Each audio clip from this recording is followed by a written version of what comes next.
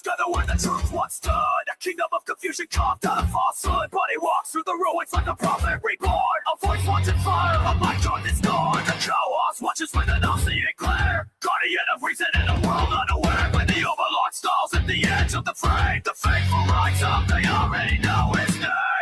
I'm here to resurrect the second coming of common sin. I come to wake the sleeping, the judge to bring the fed. Mortals, no illusions, no hollow in compare. He's here to resurrect the second coming of common sense.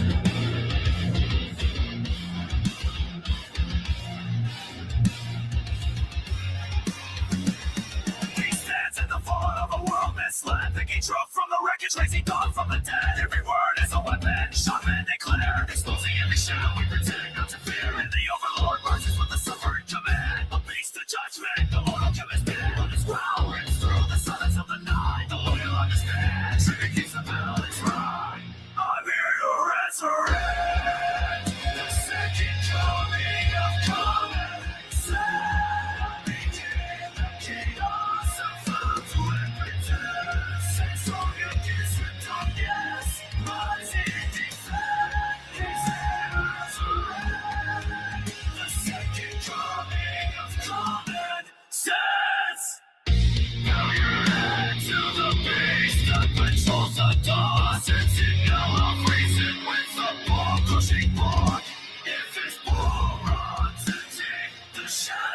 to consume the world cracks open, ushering down.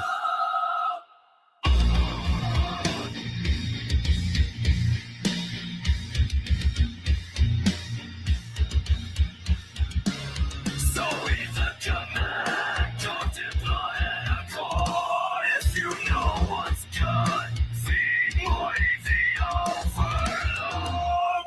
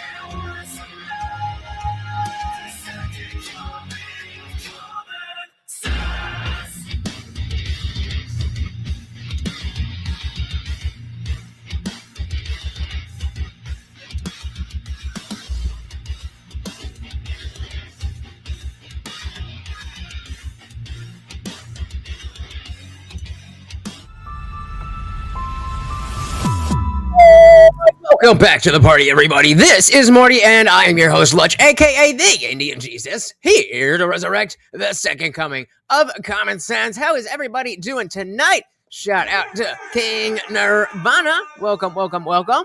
We also got our boy Lone Wolf in a Cub. I'm switching over to the landscapers. That's right, guys. If you are on the vertical stream, remember that the pinned link will always bring you to the regular landscape stream. And if the link's not working, you know how to use YouTube. Just click the link and the thing and the thing and the thing. What is going on? Oh, man. I had a day. We got space for the win. Welcome, welcome, welcome. I'm saying if you're on the vertical stream and you would rather see it in landscape, the pinned link is the link to the landscape stream. So come on over. I mean, or if you're enjoying it there, have a good time. This snow, man. This snow. I was not having fun. I woke up. They sent out a thing for my my development where you had to like get up at a certain time and make sure that the snow plows could come in and do all that stuff. I was up early and no one was out there. I'm like, what's going on? Apparently there was a state of emergency so I'm out there shoveling and trying to get my car out from under the snow, and it's still coming down just about as fast as I can.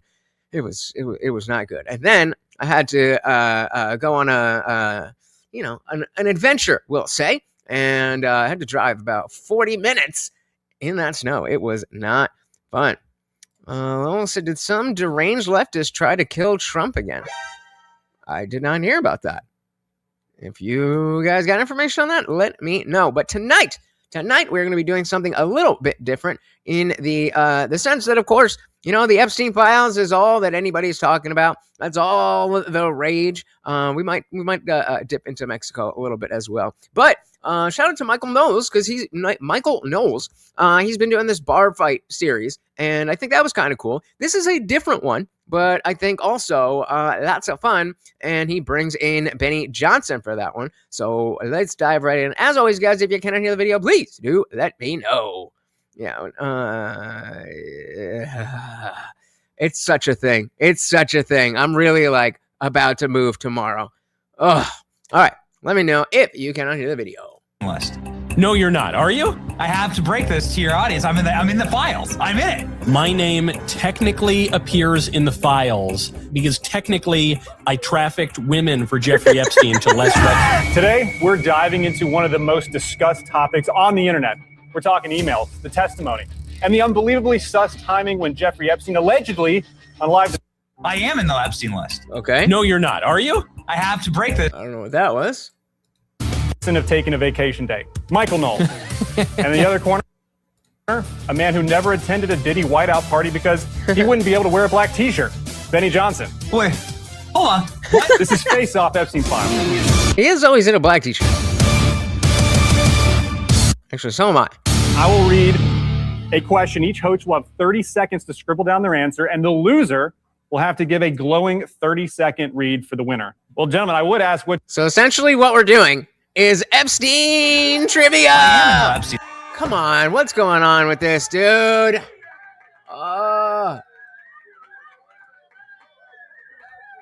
YouTube is not being my friend right now. YouTube is not being my friend right now. Let's try this, because it's going to the next video on the playlist, but I'm not. I am in the Epstein list. Come on, struggle, streaming in the building. Is it just this? Let's see if something pops up like news live. I am in the Epstein list. No, you're not, are you? I have to break this to your audience. I'm in the... Starting back at the beginning. Did they delete this video while it was open? What is going on? It really is just kicking me back to the video, the beginning of the video. Let's see if there's other stuff. Oh, come on. Yeah, you guys are saying that there's some... I am in the Epstein list. No, you're not, are you? Jesus. I have to break this to your audience. I'm in the file. Okay, so hold on. Stick with me here. Trump assassination attempt. Let's try this. Oh, my goodness. Oh, my goodness. I'm not sure if YouTube is working with me right now. Breaking news of the deadly shooting at President Trump's Mar-a-Lago resort in Florida. So apparently this video is doing well. I don't know if the other one will, but we are gonna figure it out. Shout out to Royal Steel Sack. Welcome. We were trying to watch Michael Knowles and Benny Johnson, but the video is not working. So we're gonna check out this this report on the Trump assassination, and we're gonna try to get back into it. We also got Dylan Soup. Welcome to the party. Good to see you. Authorities say the suspected gunman was carrying a shotgun and a gas can when he drove into the secure perimeter Sunday morning. And it comes as law enforcement prepping security ahead of this week's State of the Union address. Hannah Joyce, the breaking now desk. Hannah, what details can you give us about that suspected gunman? Robin, authorities identified the man as 21-year-old Austin Tucker from North Carolina. Police shot him just after 1 yesterday morning. The president and first lady were at the White House when it all went down. And this is actually the third assassination attempt on the president. Mm-hmm. He was ordered to drop those two pieces of equipment that he had with him, at which time he put down the gas can, raised the shotgun to a shooting position. At that point in time, the deputy and the two Secret Service agents fired their weapons and neutralized the threat. Martin's family reported him missing Saturday. His cousin described him as quiet and inexperienced with guns and said he didn't know how Martin felt about the president. Now, authorities are trying to figure out. This happened yesterday. I'm surprised that we haven't heard, a whole bunch of celebrations and how martyred this is. What Martin was planning and why. If you live in the area of the shooting, please check your exterior cameras for last night or this morning. If you see anything, please contact us. In a post on X, FBI Director Kash Patel says the FBI will dedicate all necessary resources to the investigation. Meaning they will find absolutely nothing. Trust me, bro. All right, so that's not good. Hopefully we will get some new information on that. Let's go straight from this page. Maybe it's something with that tab. I think it's amazing what's happening right now. Hillary Clinton's finally getting 3 emails. I didn't know more Davey here. Technically, is that Newsweek, right? It's a one document. All right. I think it's this one piece. A glowing 30-second read for the winner. All right. There we go. Take two. So it is essentially Epstein trivia. They're going to be, this guy is going to be asking both of them questions, and we'll see who can get it right. And I would like you guys to play along so we can see who really knows the most about Epstein. Are we ready? Let's do it. Well, gentlemen, I would ask what you did to prepare for this, and clearly y'all know more of it than I do. I have to break this to your audience. I'm in the files. I'm in it. No, you're not. I'm in Are the you? files. An FBI briefing document notes my interview with Kash Patel in 2023 talking about the Epstein files. And so it says, The Benny Show, far-right podcaster. This is the FBI's internal memo to their top leadership. Benny.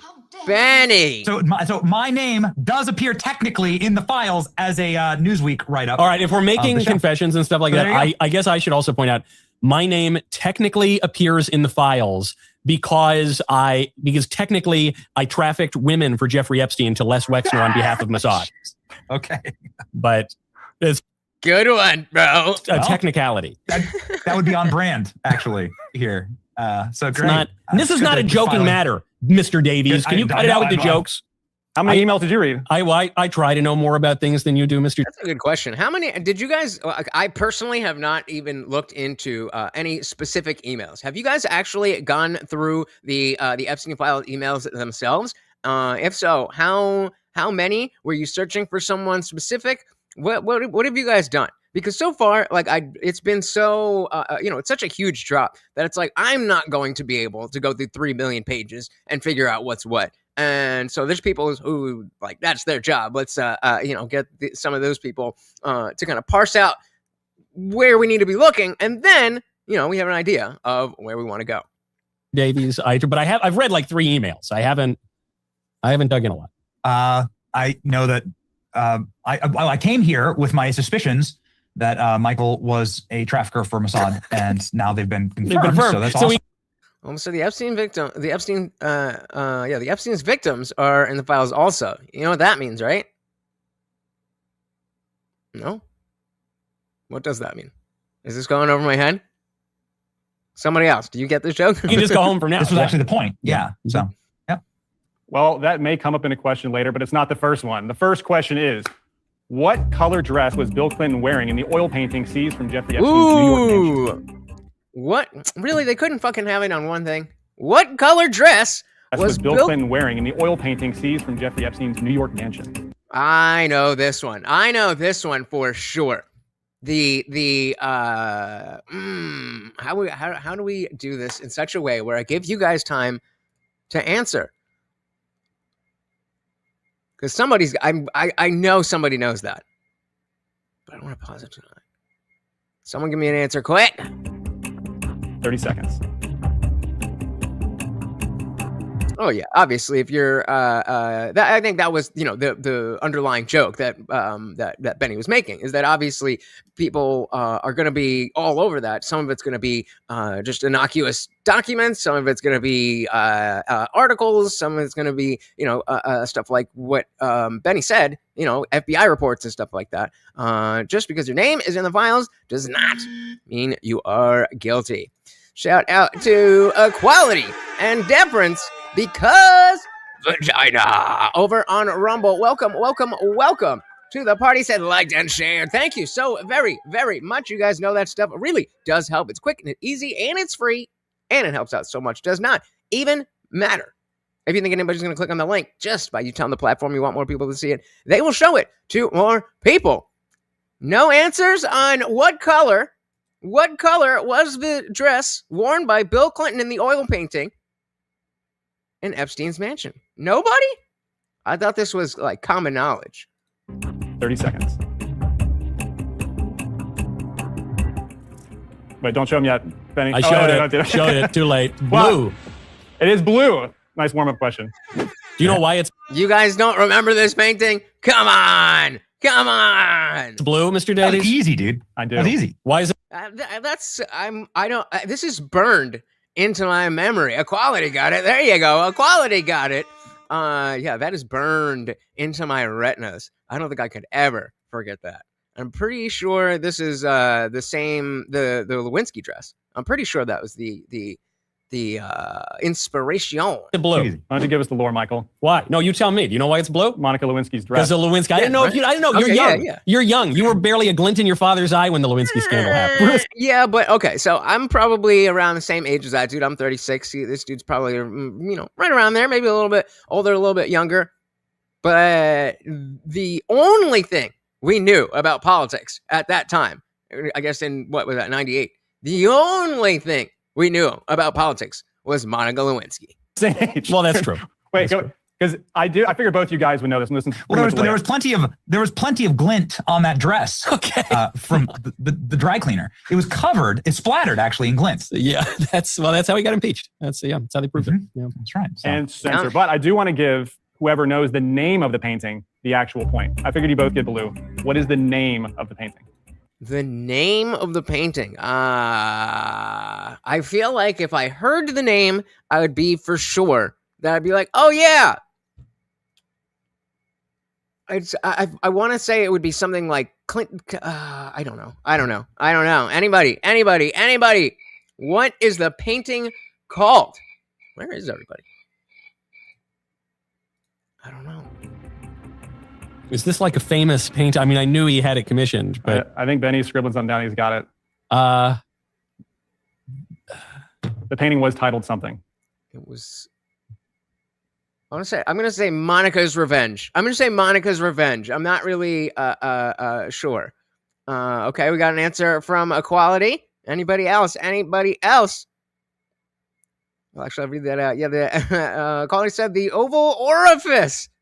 Ugh. Yucky.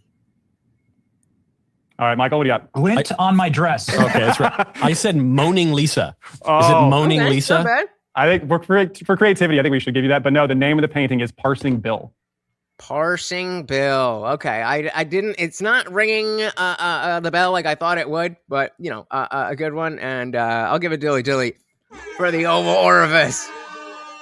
Dilly on that.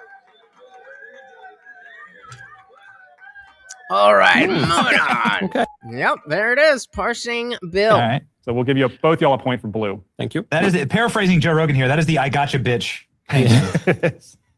Like Gotcha, bitch. They knew they were cooked. Yeah. But like I think it's amazing what's happening right now. Hillary Clinton's finally getting asked questions about this, and she's like, "It was just for philanthropy." And there's photos of him with trafficked women who are naked in a hot tub. So this is like the Clinton version of philanthropy. It is. I love it. I mean, I think it's incredible. It's by the way. Well, that's the Clintons were clearly the end of the era where dogs hurt himself over here. That was the end of the era where Morty, what are you doing? I'm trying to do a show here. The Clintons were the end of the era where you could just be, a complete liar and nobody would ever know. We've all seen you guys had to have seen videos like this. Hold on, I gotta pull this up. We gotta do a side quest. There was it? Okay, so Hillary Clinton, Southern, and I mean other people. We've seen it in other people as well. But we're talking about accents. Everyone has one, even if you don't think you do, and some of us have more than one, like Hillary Clinton. Well, yeah. So Equality's saying, "Yeah, bitch." That's the Dave Chappelle thing. But I think Rogan was saying, he was using the Chappelle joke to say that painting is the "I got you, bitch." It was really silly. I'm glad nobody was around. And her accents have fluctuated a lot. The road to being somebody in this society starts with education. Yes, that's Hillary in 1983. It's hard to tell whether she's pandering to her audience or just mimicking the people around her. That's not unusual, and lots of other politicians have done the same thing. But with Hillary, we have 3 decades of multi-regional public life to sift through. Let's go back to that 1983 clip. Starts with education. Education. Even though education. She's from Illinois, she did marry a guy from Arkansas. So it's not unreasonable that that would affect her speech. That inland southern accent, though, it starts to fade just 4 years later. It is difficult to draw the line. Oh my God. Oh my God. 80s fashion. Oh my God. This was I mean, I don't know. I was about to say she was a presidential candidate. Obviously wasn't running for president at this point. But, oh man, that late 80s fashion. This is 87. Personal privacy, family privacy. But I think as a society, we've had more than enough examples. There's a much more polished in a very short period of time. Lone Wolf said it all starts with education. Yep. Twang, but it's on its way out. The weird thing is that accent returns in 1992 when Bill Clinton. Equality said when the Hildebeest was in Hollywood, her name was Rebecca De Morn. What? Is that a real thing? She was. Say more on that, because I think that needs to be the next side quest. Is running for president. You know, they've just been minding their own business and they got hit by a meteor. You know, I'm not sitting here as some little woman standing by my man like Tammy Wynette every time. So even just 5 years later, I don't know. And she called distraught saying her life was going to be ruined. But through the night. But maybe that was always her accent. And she felt like she had to, tamp it down and be very, what's the word? I don't know, just widely appreciated. And then she's like, you know what? I think I'm going to go back to my natural. Maybe. 90s, Hillary discards her drawl. I think that is exactly where it goes. Think so? Right there in the middle on the top. Good. Looks great, Martha. Side Oh, okay. So what do you mean then, Equality? note, there are several Martha Stewart White House specials from the 90s, and all of them are amazing. Anyway, by the middle of the decade, the Illinois native starts to sound a touch Midwestern. Questions come up, and we'll just keep doing our best to answer them, and hopefully it'll end at some point. I think that's only natural. By the time she ran for Senate in 2000, Hillary Clinton, the Chicagoan by way of Arkansas and Washington, D.C., had to appeal to New Yorkers. When I started this campaign, I'm not sure I knew quite what to expect. Lifting up our children with better education. Education. I hope you'll give me that chance. And the rest is history. And yeah, I mean, why did we even bring this up? I forget. But saying that like the Clintons were really the last bastion of politics, where you could just do that and nobody would ever know about it. It might be on local news or something, but the since Obama, everything's been on the internet. And so if you were talking one way down here and one way over here, everybody's gonna be like, wait, you don't sound the same. Hot tub. Oh yeah, and you can be like, well, philanthropy. That's why I was hanging out with Jeffrey Epstein. So this is like the Clinton version of philanthropy. It is. I love it. I mean, I think it's incredible. It's by the way, it's a little more like philanthropy is what I think it is. A little more about Bill is what I think. The fact that she has not been asked, she's been running for president. She ran for president for like a decade and nobody asked her any questions about Jeffrey Epstein. That's a great point. She's been in politics way before that, but what was her first run? Was 2008 was her first run, right? So that was right when Epstein got arrested and all that stuff. And not a single question. How's that possible exactly? She's just now. It's almost like it's a cover-up. Getting asked on the record about Jeffrey Epstein. These are the first times Hillary Clinton has been in the public eye for 50 years. Never asked a question about Jeffrey Epstein. Not once. Well, she wiped all those emails off her server, so it's only now. She didn't wipe them off his server is the problem. This is we're still seeing the pictures. We still seeing the pictures. Oh, guys, really quick, if you check the stream goal, there are not any push-ups today. We got all that snow. I was shoveling all day. I was, I'm not doing any push-ups tonight, but it is a peanut butter night. We can get Morty his very own peanut butter. Any donation will count. And where's my banner here? 15 donations in total, or a total of $75 will hit that goal. And of course, the biggest donor makes you the sponsor of the stream. Thank you. So it's only now, as she didn't wipe them off his server is the problem. This is I think a remarkable timeline. It's the sacred timeline. Very excited about it. Yeah. If only we had the emails, we could do a whole nother show just on the Clinton files. Yeah. But we'll get to number 2. They acid washed it, right? Or wait, Snopes said that wasn't true. Object was reported. All right, next question. Everybody pay the fuck attention. Show just on the Clinton files. Yeah. But we'll get to number.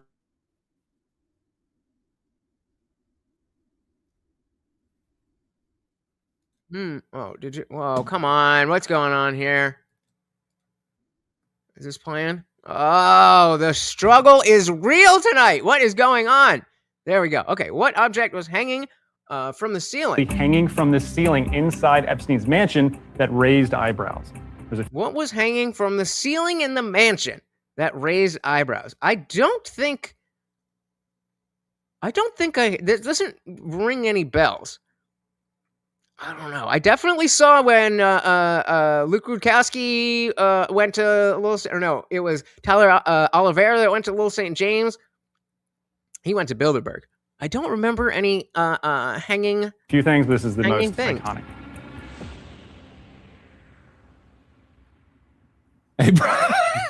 What? Is that a real answer? Is that Betty? Don't reveal your answer. Oh, good. Hold on. All right, hold on. I'm gonna.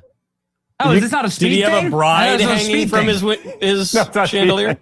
That was speed. Either way, it's a speed thing. This is not. It was unbelievable. This is not landing like I thought it would. It was speed. It was a human-sized bride doll hanging from a chandelier. I'm thinking about pulling an audible. A doll. Okay, that's a little different. I just copied Benny, but at least we'll get the same number of points. Weird.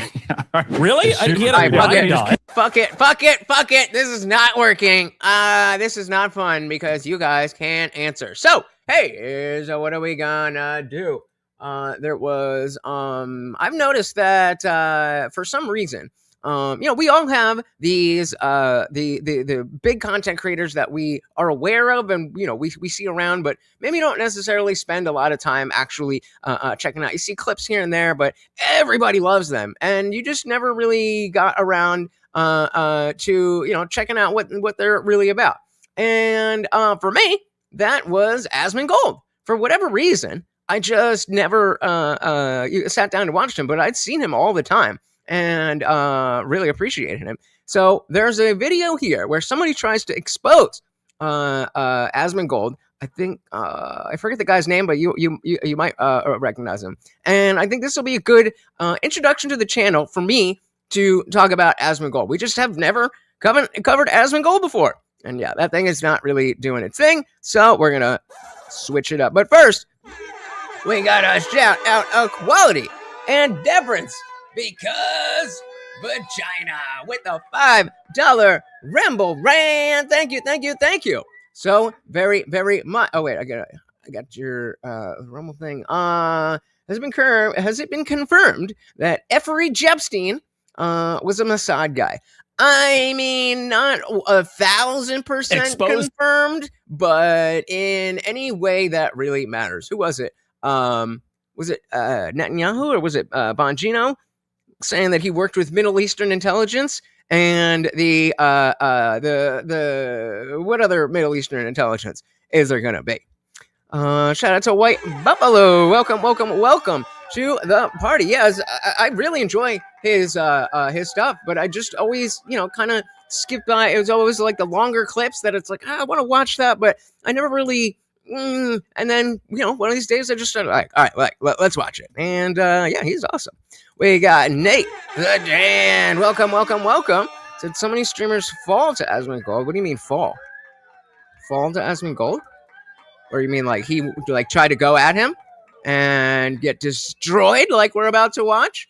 The Birdman, that's who it is. Some faceless channel. I don't know what context I've seen this in, but I have seen this channel before, and the video is exposing the grift, debunking Asmon Gold on IQ in less than 10 minutes. So I'm going to change the title and everything for this. Let's do it. Exposing the grift, debunking Asmongold on IQ in less than 10 minutes. Well, thank God. I didn't want to watch it for that long, so it should be easy. Here we go. In one of the most ironic social media posts of all time, Asmongold makes the claim in response to Mehdi Hassan that the average IQ in Somalia. Wait, is audible like I'm like in football where you switch it up and able to be hurt? Is that the same word? Or are those different words?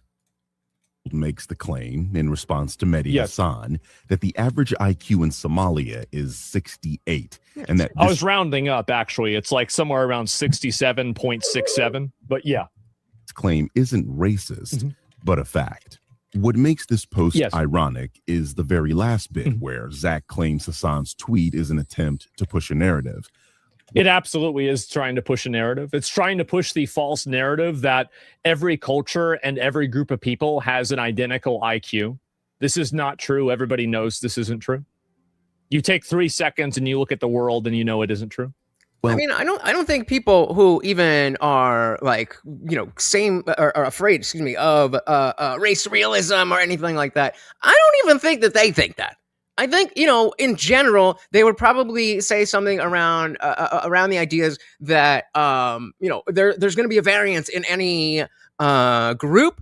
But come on, do they really not think that there's any kind of difference?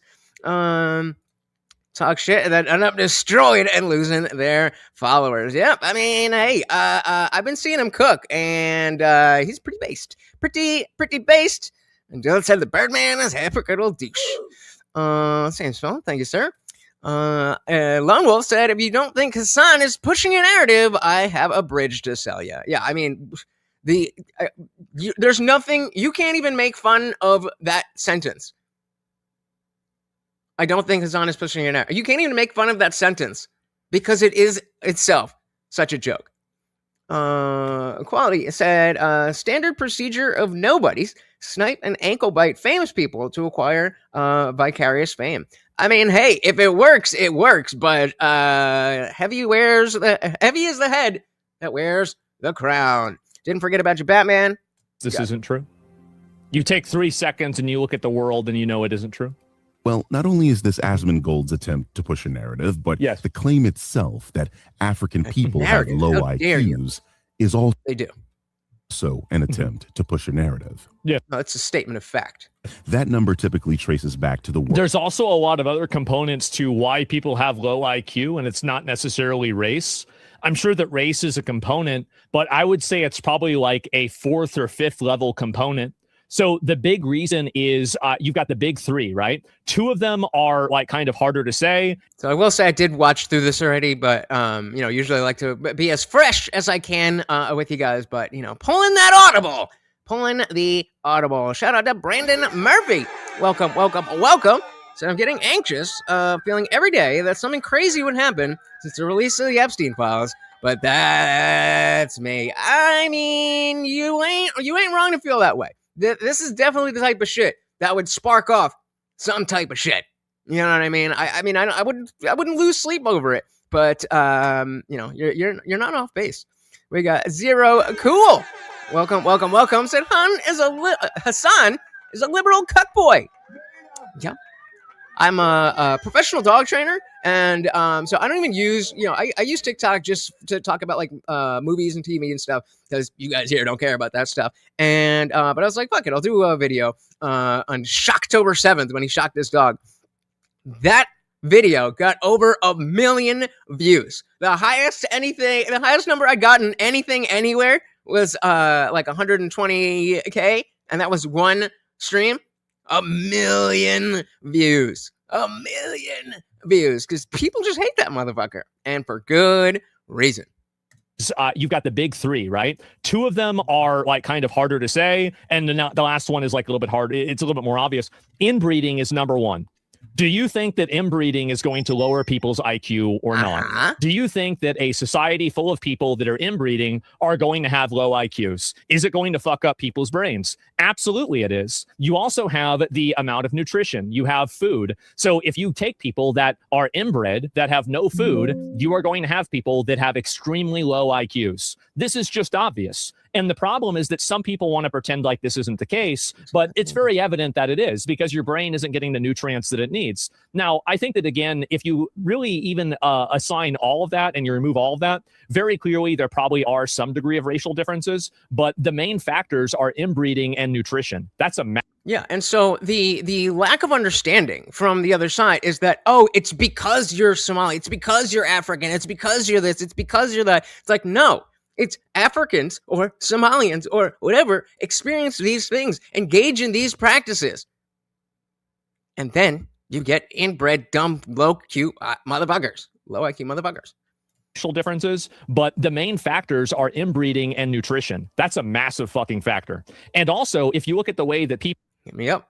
The Indian Jesus official on TikTok. People from Somalia have integrated into British culture, how they've integrated into American culture. I mean, you could feel bad. But I definitely feel bad that this exists, but don't let that get in the way of, like, hold on, this is a legitimate issue. This is a legitimate issue. Like, yeah, I kind of feel bad for the people who are just walking around retarded, but on the other hand, it's probably got to be a lot easier to just think that, you know everything. I would assume so. I would love to have the type of, the type of confidence that Hassan has. No, didn't earn it, didn't do anything, just got it.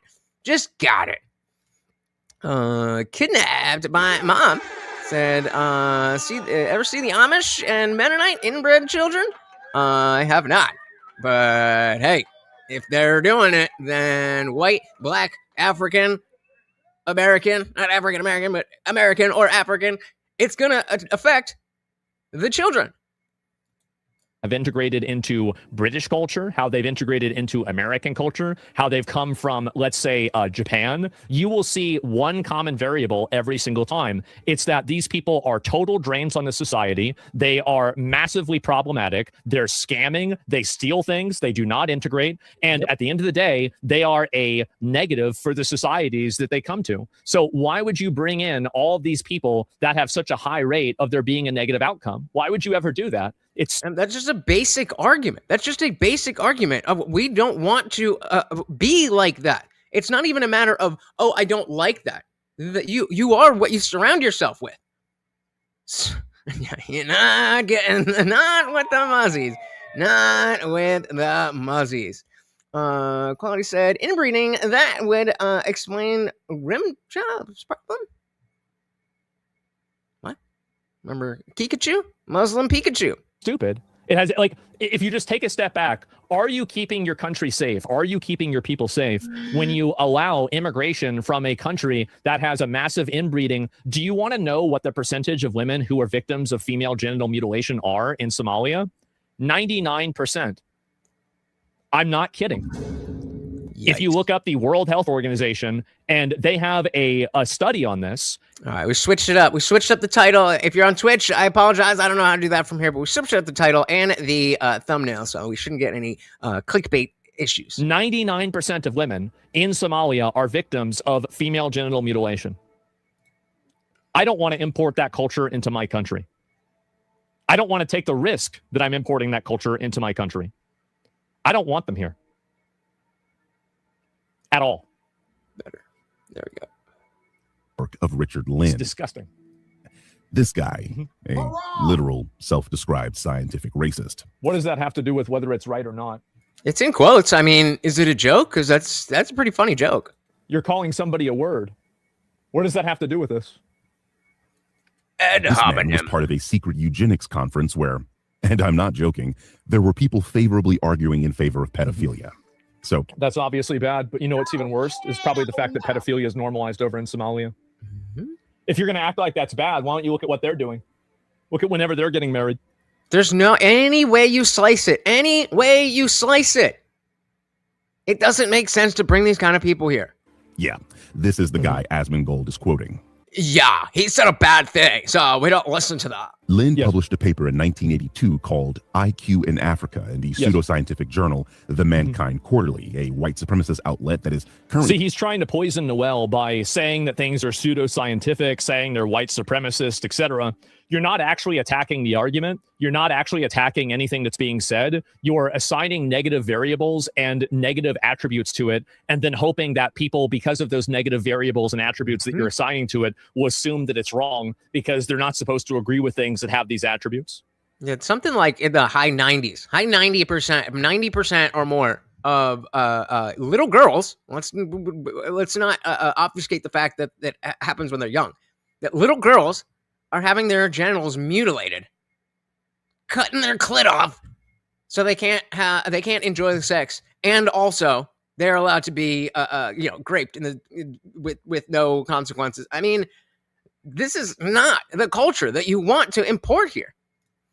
Buffalo said they should not be brought here at all. I can't believe the UK and New York is making it a law to practice their culture. Yep. I mean, I think I actually think it's a good thing that Mamdani won, because I think without him, what we would actually be looking at the first real socialist person in control that has sway like that, I think it would have been a lot stronger. And so by showing him what's going to happen with him, I think that's going to bat socialism away for a little while. Now, that depends on how strong the propaganda is, but that's our job, to fight the bullshit.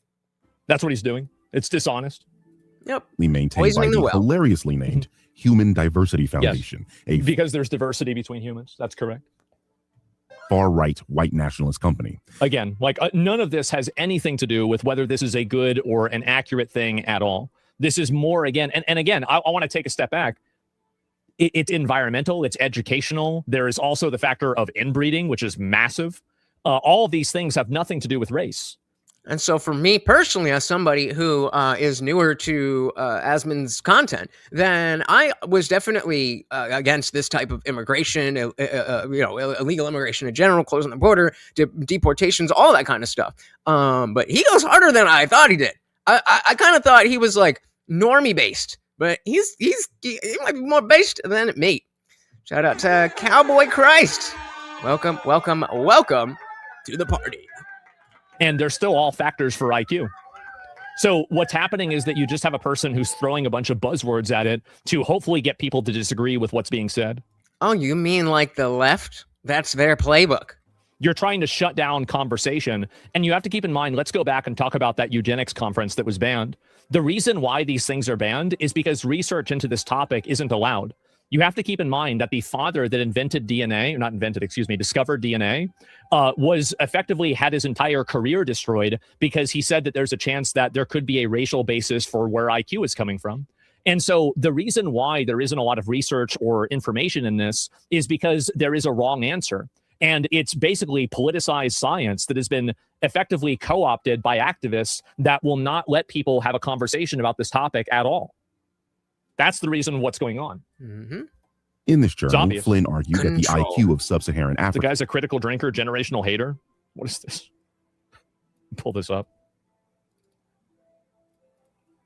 See this? Drinker is a grifter. He's trying to tell the audience what he thinks they want to hear. Hilariously, it works on you, proving that the audience of grifters are very, very low IQ. Others can argue differently. This is just him essentially spamming the word grifter and just be like, oh, anybody that doesn't agree with me is a grifter. Never forget, what? Commie Danny? Said he was going to, Commie Danny, gotcha. Said he was going to raise property taxes in what he described as richer and whiter neighborhoods. I love that he got elected. It exposed how racist against white Dems are. I just saw a clip from I don't know if it's made its way off of TikTok, but there's this mini podcast, I guess you would say, of a dude who's just sitting on the subway. He's got his Metro card and he's got his microphone clipped to the Metro card. He's like, all right, what's your take? And Mom Donnie went on the show, and it's usually just meant to be like little blurbs. And he's like, we should raise taxes. And dude was like, hard disagree. He's like, whoa, only if you make $1 million a year or more. And that was not true. Yes, Equality is bashing the critical drinker. Shout out to Dick Johnson. Welcome to the party. Okay. Critical drinker derangement syndrome. All right. See, we're getting the lore. This is what we've been missing out on, guys. This is what we've been missing out on. Well, let's dive back in. So grifters are very, very low IQ. And so I was right that guy doesn't agree with me. Therefore, he is a grifter. Others can argue differently. There is no winner here. Besides, you're a low IQ alt-right incel that has a personal vendetta against anything you perceive to be left-wing. You are not a reliable source. The guy is a low IQ moron that is seeking attention. I mean, his video. Bro, you can't make these types of attacks when you won't even show your fucking face. At least use your name. Those are hate videos, not criticism videos. Of course. Yeah, that explains exactly why you're a loser who spends his free time making fun of marginalized groups on the internet while being a dipshit low IQ manlet that is invisible to every woman walking past you down the street. Lots of talk about IQ here, huh? Is he gonna read that? Again, it's all about the approval of women. I know this is unpopular, but after seeing how the vast majority of demons celebrating the murder of Charlie Kirk were women, I realized that repealing the 19th cannot be a suggestion, but must be a necessity to save civilization. Women untethered from good masculine authority became the worst hags and psychopaths with their emotions and neuroticism. Again, I am reading this, not espousing it. Weaponized for destructive purposes because it is not in accordance with their God-given design to be birthers of life and their husband's helpmate. Oh, damn. Going hard. Nothing to do with whether somebody's right or not. It's about, are you getting the consensus approval? What you got fired for, you low IQ piece of shit. One thing I always notice how his arguments are low IQ. Yeah, because IQ matters. It obviously matters, and anybody that thinks that it doesn't matter is probably low IQ. From grifters is how they are so opportunistic that they that's just the new version of grifter, just low IQ. Will contradict themselves if it means they can serve up a shallow dunk to their low IQ viewership. Right. He knows the point. So yeah, the context of what the chatter just showed to Asmon was the fact that what's his name? The Birdman, this guy is constantly talking about IQ. And then when it comes to the actual reality of IQ, he wants to be like, oh my goodness, Asmon Gold is talking about IQ. Like, okay, is he wrong? No. Is he what? Is he misrepresenting statistics? No. Okay, then what's the issue? Because you sure love to talk about IQ. That's being made, but it's misrepresenting it to fit the narrative he's trying to push. Right. I mean, the alternative is to suggest he's low IQ. And I would never do that. God, I can't take any more of this low IQ dribble. Drinker is anyway, so this is the person who's making it. So I think that was all him talking about the same person too. I think that was all him talking about a critical drinker. I don't even think that was like everybody. Video of me talking about IQs. Huh. It sure seems like he cares a lot about IQ, actually. Mm-hmm. Right. And also keep in mind, none of these were arguments. None of this was an argument at all. Was around 70. Notice I said... Wait, what? Hey, shout out to Box in the building. Welcome to the party. Very good to see you, sir. How are ya? We are checking out this Asmon Gold stream. I've actually never covered Asmon on the channel before. And I figured this was a good one. We had something else going, but it wasn't really landing, so we went here. Guys, don't forget about the puppy. Every single donation gets him a treat. Sub-Saharan Africa was around. In this journal, Flynn argued that the IQ of Sub-Saharan Africa was around 70. Okay. Notice I said sub-Saharan Africa. Yes, Lynn's argument was that a continent that consists of about 50 countries all had a similar very low IQ. So would you have an issue with making a generalization about humans because there's like what? Humans. He said humans have 2 arms. How dare he? There are some people with 1. Is that the argument? Okay. All of the European countries have similar IQs. All of the Asian countries have similar IQs. Just tracks. Okay, let's proceed. Yeah. Obvious problem with this argument is that this is an average. Is huge, and there are over 1 billion people with over 1,000 different ethnic groups. Nigeria alone has more than 200 ethnic groups, and that's a single country. And okay, but the point, why is that a point against what Asmon's talking about? Well, I said some months ago that if you look in the mirror and say Asmongold 3 times in a row in the dark, you can often, not always, summon a response from him. Well, do I have to, does a camera count or does it have to be an actual mirror? That is the question. We got Costco Law School, indeed, the bell curve. Don't you dare talk about that. How dare you possess pattern recognition skills? Horrible, horrible people you are. Nigeria alone has more than 200 ethnic groups, and that's a single country. All right, let's try it. So, okay, wait. You look in the mirror or the camera and say Asmongold 3 times in a row in the dark. So we'll just turn off the we'll turn off the extra brights. Okay. So 3 times in a row, and I'll just close my eyes. All right, Asmongold, Asmongold, Asmongold. You want to be on my show? Let's go. Nigeria alone has more than 200 ethnic groups, and that's a single country. Do you think Lynn tested every ethnic group in Nigeria, let alone... Do you think that one of them is going to have a higher IQ than people in China? Nope. What are we doing?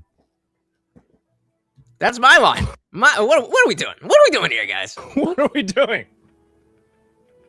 Like, really? I guess it makes a little more sense why every single day someone comes in here and be like, oh, you sound like Asmongold. I mean, you know. Except I just tried it and Beetlejuice showed up. Hey, hey. Dilly. There you go. There you go. What are we doing? Like, really, it's just so retarded that it's just like you think about this for 3 seconds and you immediately realize that it's retarded. I like that, Dylan, with the UK joke. Oh my God. The rest of the continent? Yeah, me neither. Anyway, let's be honest for just a second. Other psychologists went back and actually checked Lynn's work. Let's look at it. Richards, Dolan, and van der Maas published a systematic review in the journal Intelligence, looking at IQ data from sub-Saharan African samples. Okay, and so what we would be expecting from this is a critique of the way that the numbers were drafted, or the language that was from the conclusion, something like that. Something like that. Hey, shout out to Jake from Project VO Pod in the building. Welcome. You don't sound like Asmongold. Asmongold sounds like you. That's what I'm saying. Welcome. Very good to see you. Box, has anyone seen Matt Walsh's slavery history video? I have not. $5 for a side quest. All right. Let's see what the journal, the review, how they say that IQ is the same across the board for everybody. What they found was that because African countries are developing countries, they hadn't experienced the variables that cause the Flynn effect, such as improvements to nutrition, healthcare, and even toys. In other words, the environment is the most relevant variable in determining one's IQ score. So why would you want to bring people from the country that have a bad environment into your country? Exactly. It's not a matter of if this is nice or if this is mean. It's a matter of the practical aspect of what is going to happen if you bring people like this in here. Why would you want to do that? So like, I don't understand. Because like, so if your brain isn't developed properly because like for whatever reason, all right, I'll check that out. Environmentally or whatever else, who creates it? Well, they do. They're killing each other and cutting each other up. They've been doing this for thousands of years. Yep. I mean, obviously that's the reason why. And you can't understand their IQ is so good. They have to keep living in mud huts rather than building houses. Exactly. So exactly what you said. Yeah, of course. So the thing is that it's not relevant to me whether the IQ is arrived at through racial, genetic, or environmental reasons. Exactly. And that's the way that the woke people, that's the way that they want to go at it every single time. Like, oh, you're low IQ, you're low IQ. But then let's actually talk about low IQ. Let's talk about high IQ. And you're nowhere to be found. Oh, you're racist. Shut up. Just shut up. Who is arrived at through racial, genetic, or environmental reasons. The only thing that matters is whether the IQ is or isn't. If you bring a bunch of people who are functionally retarded into your country, you're going to have a lot of problems. Yeah, not that complicated. Equality, it says, why are darky countries so far behind the whitey countries? I don't love that, but again, you ain't wrong. So why would you ever invite that type of chaos into your country? It doesn't matter where they're coming from. It doesn't matter why it's happening. Why would you ever do that? It's stupid. There's a reason, like, aren't like 80% of these people on welfare in America? It's remember, we couldn't get fucking Nick Shirley to stop saying 89% of Somalis in Minnesota are on welfare. That's a lot. Insane. And then also keep in mind that it's not just systematic, right? Or it's not just environmental, because even like, for example, Somali American families inside of America that have been here for 10 years, they have been in America for 10 years. They still have a much dramatically higher rate of being on welfare than, normal, like I would say like just average, everyday Americans. Well, of course. Of course. Why would you stop taking free money?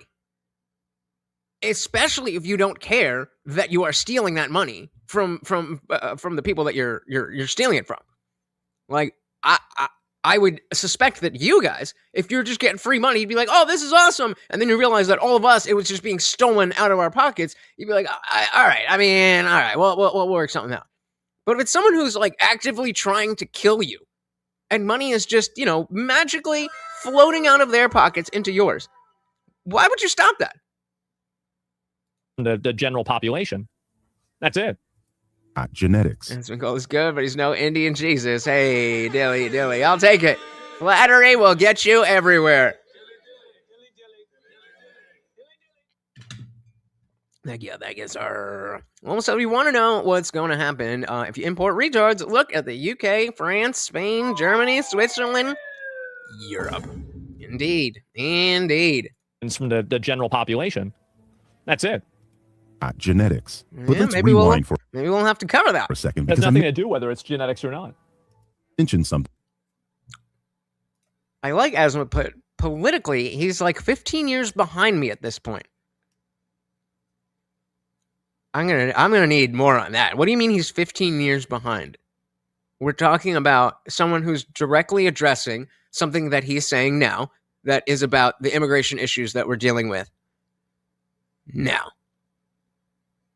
Like the Nick Shirley stuff, the Somali fraud, obviously it's been around for a lot longer, but it's only been popular in like 1 month ago. Thing that you all may not be familiar with. What is it? The Flynn effect. Right. The Flynn effect is the observed rise in IQ scores over time. Basically, if you gave an average... I think this is true. So in general, you are going to have a ceiling and a floor of IQ. Like, for example, if somebody's really, really naturally smart, if they are not well educated and they're not, basically, they don't have good... what do you call it? They don't have good like environment, or like they don't have good nutrition, excuse me. And for whatever reason, they don't have these options. Well, what ends up happening is that, yeah, they're not going to be as smart as they could be, but their floor is higher than somebody else's. So it's the same as anything else. There's a very... So hold on, I'm going to pull this up. The Flynn effect. Because if the Flynn effect, because if he's saying that for anybody, there's this, like, I don't know. Okay, so Raven. Okay, so what I thought it was essentially saying is that this is the type of variability that you're going to get in an individual person, but that's not really what he's talking about. So I'm going to go back to that. But I think the point, the point that fucking Birdman was trying to bring up is that. Well, let me read this for sure first before I make guesses. So the flood effect is the substantial and long sustained increase in both fluid and crystallized intelligence test scores that were measured in many parts of the world over the 20th century. Named after Flynn, when IQ tests are initially standardized using a sample of test takers. By convention, the average of the test results is set to 100, and the standard deviation is set to 15 or 16 IQ points. When IQ tests are revised, they're again standardized using a new sample of test takers, usually born more recently than the first. The average is set to 100. Okay, so yeah, it's not really talking about that, but the idea that a group of people. So I'm trying to go into the woke racist mind. I feel like this dude is trying to say that Asmon is saying that automatically by being Somali or by being sub-Saharan African that you're stupid. That's definitely not what Asmon is saying. I think what we're saying is that you can have a genetic component, and the environment will have an effect on that. Shout out to Full Metal Chad. Welcome to the party. Yep, that's what's his name? This guy, not Balrog. What's his name? What do you guys know? Therefore is higher than somebody else's. So it's the same as anything else. There's a variation of it, but that variation doesn't go from 100 to 0. There is a natural limitation that each person has. And if you really think that you can train two random people and one of them can just randomly be Einstein just because you educate them in the right way, you're just delusional. You're obviously delusional. Every single other... Yeah, so the whole blank slate thing where everybody, it's solely dependent on the books you read and the environment that you have, and talking about nutrition and all that kind of stuff. Yeah, that's not how that works. Element of humanity is measured in this way. So, for example, there are people who are shorter because they have lower. Blanca, thank you. Equality. Blanca from Street Fighter. Hold on, my thing was empty. Let me give a shem and give you the dilly Blanca. He did the dope. All right, thank you. Measured in this way. So, for example, there are people who are shorter because they have lower, amounts of food that they're eating. But it's not like people that have an adequate amount of food are always 7 feet tall either. There is a genetic variation, but inside of that genetic variation, there is a ceiling and a floor for each individual person. Nature versus nurture. There's going to be some of this and some of that. Person from 1901, a modern IQ test, they would score dramatically lower than the people of today. Not because they were genetically predisposed to being less intelligent, but because IQ tests measure certain types of abstract. There are people that are just stupid. And there's a problem is that a lot of people inside of Western society are terrified of the idea that people are not equal. But yep. Remember the George Carlin bit? Think about how stupid the average person is. Now think about the fact that half of the people are dumber than that. Truth. They're not. And we all know this. Everybody knows this. If you've gone to a public school, you would know this. There are a lot of people that are just born with less talent points than others. They're stupid. They're dumb.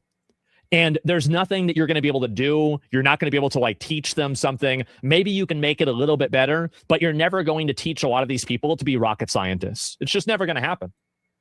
It's a delusion, but people don't want to talk about that because they're worried that it could be considered or seen as eugenics. And the other side of it is, okay, fine, maybe you have genetics that are giving you this gap, and depending on your nurturing, you could be down here or up here. But if your gap is down here, then even with the best nurturing, you're still only there. Is he on that, Thomas? What? Reasoning, pattern recognition, and problem solving that modern societies train us in constantly. We're going to take a quick voyage over the cognitive history of the 20th century. Yes. Because during that century, people want to believe that anything's possible with the right luck and the right opportunity. Yeah, it's not. There are some people that are just losers, and some people that aren't. Our minds have altered dramatically. As you all know, the cars that people drove in 1900 have altered because the roads are better and because of technology. Well, it's because people with high IQs designed them. And our minds have altered too. We've gone from people who confronted a concrete world and analyzed that world primarily in terms of how much it would benefit them, to people who confront a very complex world. And it's a world where we've had to develop new mental habits, new habits of mind. Now, this dramatic change was drawn to my attention through massive IQ gains over time. And these have been truly massive.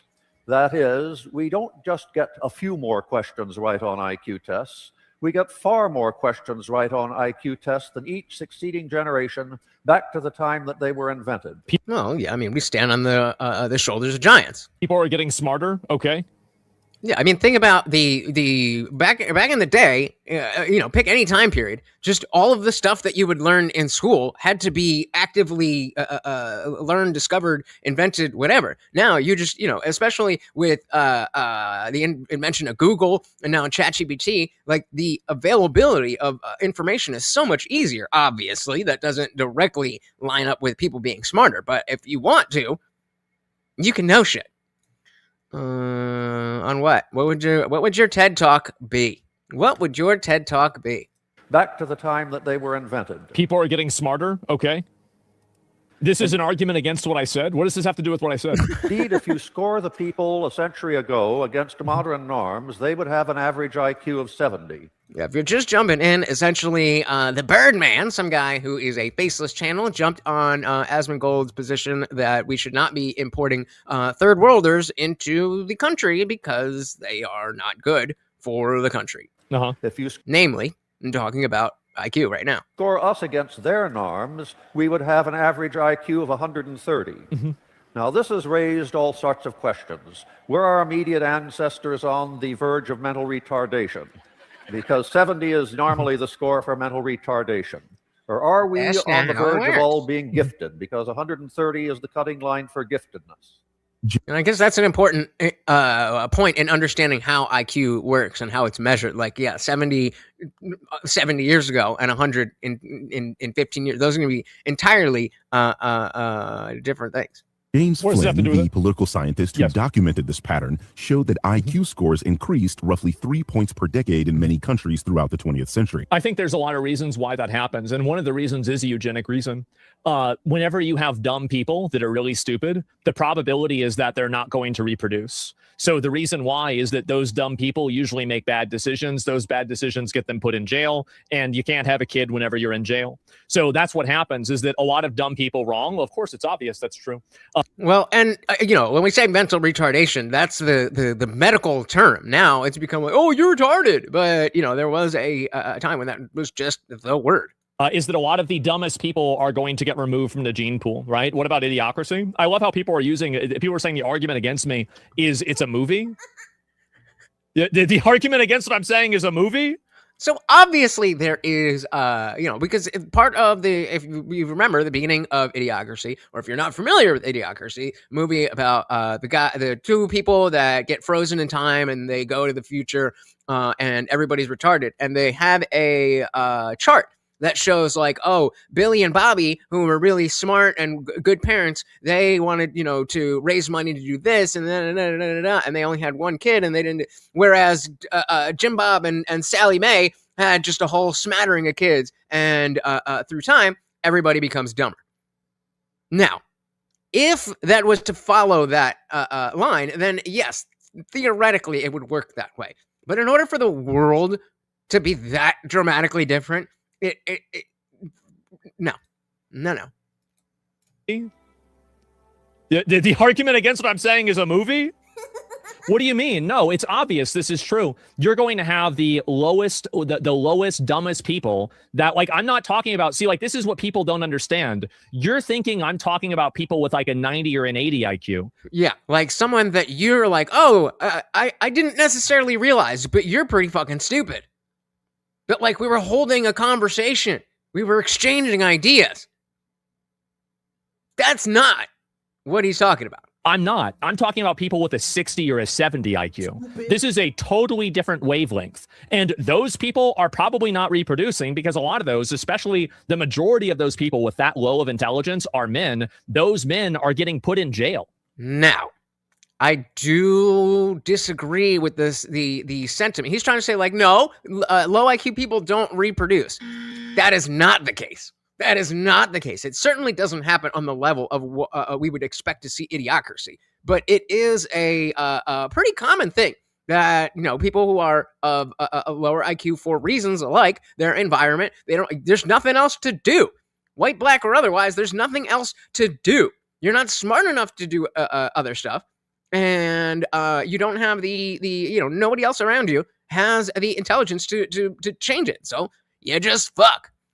A shout out to Box, co-sponsoring the stream here. Thank you. Of course, every donation gets a treat for the Overlord. Thank you, sir. Said low IQ does not equal bad, evil, unproductive, or worth less. This whole intelligence argument is icky. So I don't disagree that it means that you are bad. But, you know, as he is talking about, low IQ people are much more likely to do the types of things in society that we don't want them to do. And so if we are talking about people who are already here, if we are talking about Americans who are 60 IQ, then we would want to help those people in whatever way we can. But when we're specifically talking about illegally importing people like that don't only have the low IQ, but they have the horrible culture surrounding that. That's the argument. You're doing exactly what Birdman is doing and just focusing on, oh, well, you said IQ, so you must think that they're bad. He's been explicitly stating that's not the case. He's been explicitly stating why these are sufficient reasons to not want those people to be here. Now, R.I.P. Leoto. I used to have a bearded dragon, and he's not around anymore. But he did all right. He did all right. Thank you again, Box. Of course, that makes you the new co-sponsor of the stream. Let's dive right back in. We will take their kids. What? You want? Why are we? I thought taking kids away was bad. But with that low of intelligence are men. Those men are getting put in jail. That's it. So if IQ, yeah, I do think that part is a little bit reductive. I think that part's a little bit reductive, but not untrue. You were purely genetic and fixed. It's not purely genetic. There's a lot of factors to it. Yeah, genetics are one factor, but it's not the only factor. Yeah, and so again, Box, when you're saying, oh, low IQ doesn't equal bad, nobody's making that argument. Nobody's making that argument. That kind of rapid change would be impossible. Yeah. Evolution does not move that fast. Your great-grandparents were not biologically inferior to you. They just lived in a world with less formal education. Well, they were shorter, too. Another component to this is that it's height. Like, people in general over the years have become taller. And I think the reason why is the same thing. Like, this isn't even an argument against what I was saying. I think everybody knows this. Less exposure. Hold on. They got a new option where you can decide the speed of how the banner goes. Is that too fast? I feel like that's way too fast. I don't like that. Slow. It seems like it's going to be way too slow. And then what is this position thing? Give me 1 second. Give me 1 second. Gotta check this shit out. Yeah, that's too fast, right? Is this going to go on the top? Oh, gang! So, will this put it on the bottom? For the vertical? See, that's a real frustrating thing because on the vertical streams, the banner you can see on the landscape stream, it's just a small little banner. But on the vertical, it takes up like that much of the screen. It's like, yo, what are we doing? I would much rather have that on the bottom. But anyway, we are here. We've got Box and Batman as our sponsors. Thank you. Box and I mean, they will be born here. They will assimilate like the Borg. Except they won't, though. If that were the case, like it were with Asian countries and when the Irish came and the Italians and all of it, then that would be fine. But that is the issue. That is the issue. Make it faster, just depending on how many people donate. We can make that work out. We can make that work out. Slow it down. Give me money, or I'm going to give you a headache with the banner. Thank you, sir. Not another generation, but they will be assimilated. So talk to me about what you like, just bullet points. How do you think that works out? Talk to me about how you're saying, okay, a legal immigrant from Somalia comes here, has a child. Then what? How does that child automatically get assimilated? And against what I was saying, I think everybody knows this. Less exposure to abstract symbols, less complex media, and different cognitive demands. I don't think that the reason why is that they have less complex media or there's less cognitive demands. I don't think that's even the reason at all. I think that a lot of these people just don't even care about it in the first place. Also, the way that you measured something 100 years ago is totally different foundation than the way that you would do it now. Tall people die sooner at a certain amount of height, yes. Which means IQ scores are sensitive to the environment and improve when the environment improves. Access to schooling, nutrition, healthcare, the complexities of daily life, all of these things are relevant, and none. Okay, sorry, one more question. Just because he's got his chat here, do you want this taller or no? Were accounted for in Lynn's work, because of course they weren't. Lynn was a say that's tall, or I could put it back. Described scientific racist. His goal was to show how inferior black people were. But shouldn't that be all right? And there you go, Costco. Shouldn't that already be like, if he is, if you don't know the context and it's in quotes and it says scientific racist or whatever, did we look into what that means? Did we look into why that title has been given to him? And if it's self-described, then what does he mean by it? But no, it just goes, well, he said racist, so that just means bad. Work on this is, again, it's not even about race in the first place. This person's arguing with me about something that's different. Now, I do think that if you controlled for every variable, here's the reality, right? Is that if you controlled for every single variable and every variable was exactly the same, and you took 1 million people that lived in Somalia and you took 1 million people that lived in China and you judged their IQ, would they both have the same IQ? Everybody knows the answer to this. Everybody knows. Of course. And IQ heavily influenced The Bell Curve, a 1994 book by psychologist Richard J. Herrnstein and political scientist Charles Murray that argued intelligence is largely shaped by genetics with some environmental influence, and that IQ is a stronger predictor of life outcomes, income, job success, crime, out-of-wedlock births, than the socioeconomic status you were born into. Yeah, and then they import all their retarded cousins, aunts, uncles through chain migration. I'm not seeing the assimilation. I'm seeing a lot of Somali culture being held up over the American culture. It was New York and I guess it would be Minnesota if I had to take a guess, but I don't remember specifically, where they do the call to prayer every morning. Like, what? Bruh, what? I work into the night, bro. If that shit woke me up, I would be so mad. I'm mad right now because I had to wake up because of the snow. The bell curve has been challenged by geneticists, psychologists, and statisticians for overstating the heritability of IQ across groups and for downplaying. Hold on, wait a minute. I thought we had a journal entry about why Mr. Scientific Racist was wrong. But I have not heard anything about, I haven't heard any numbers. I haven't heard any criticism of how things were done, the language that was used outside of it being racist. So what exactly are you presenting? Just a bunch of stuff that says, oh, that's icky. That don't work anymore. Box said our grandkids will be hanging out with what we want the end product to be. If we do our job, if we do our jobs telling our kids about our values now, and it works out.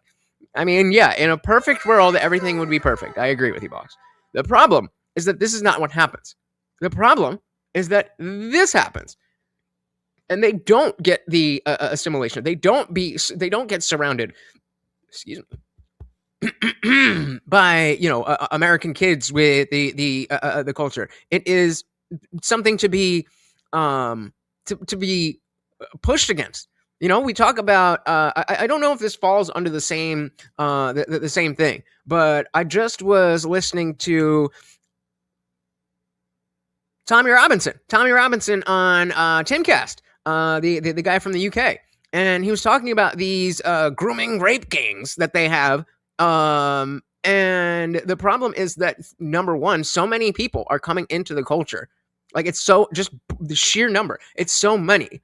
And there is a mentality that, okay, we can talk about Islam in such a way, it's the religion of peace.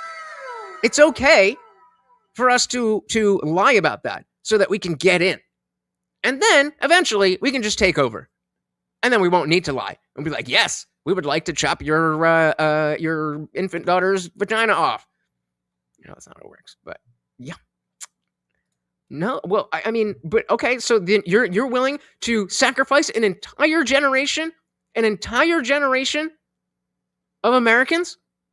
And when I say one generation, I don't mean just the great grandkids. No, that's all of the generations, all the generations that are alive between now and the next generation, and the great grandkids generation, and the great grandkids generation, all the people before that. You're like, well, fuck you, fuck us, and fuck you guys, because we need Somalis here.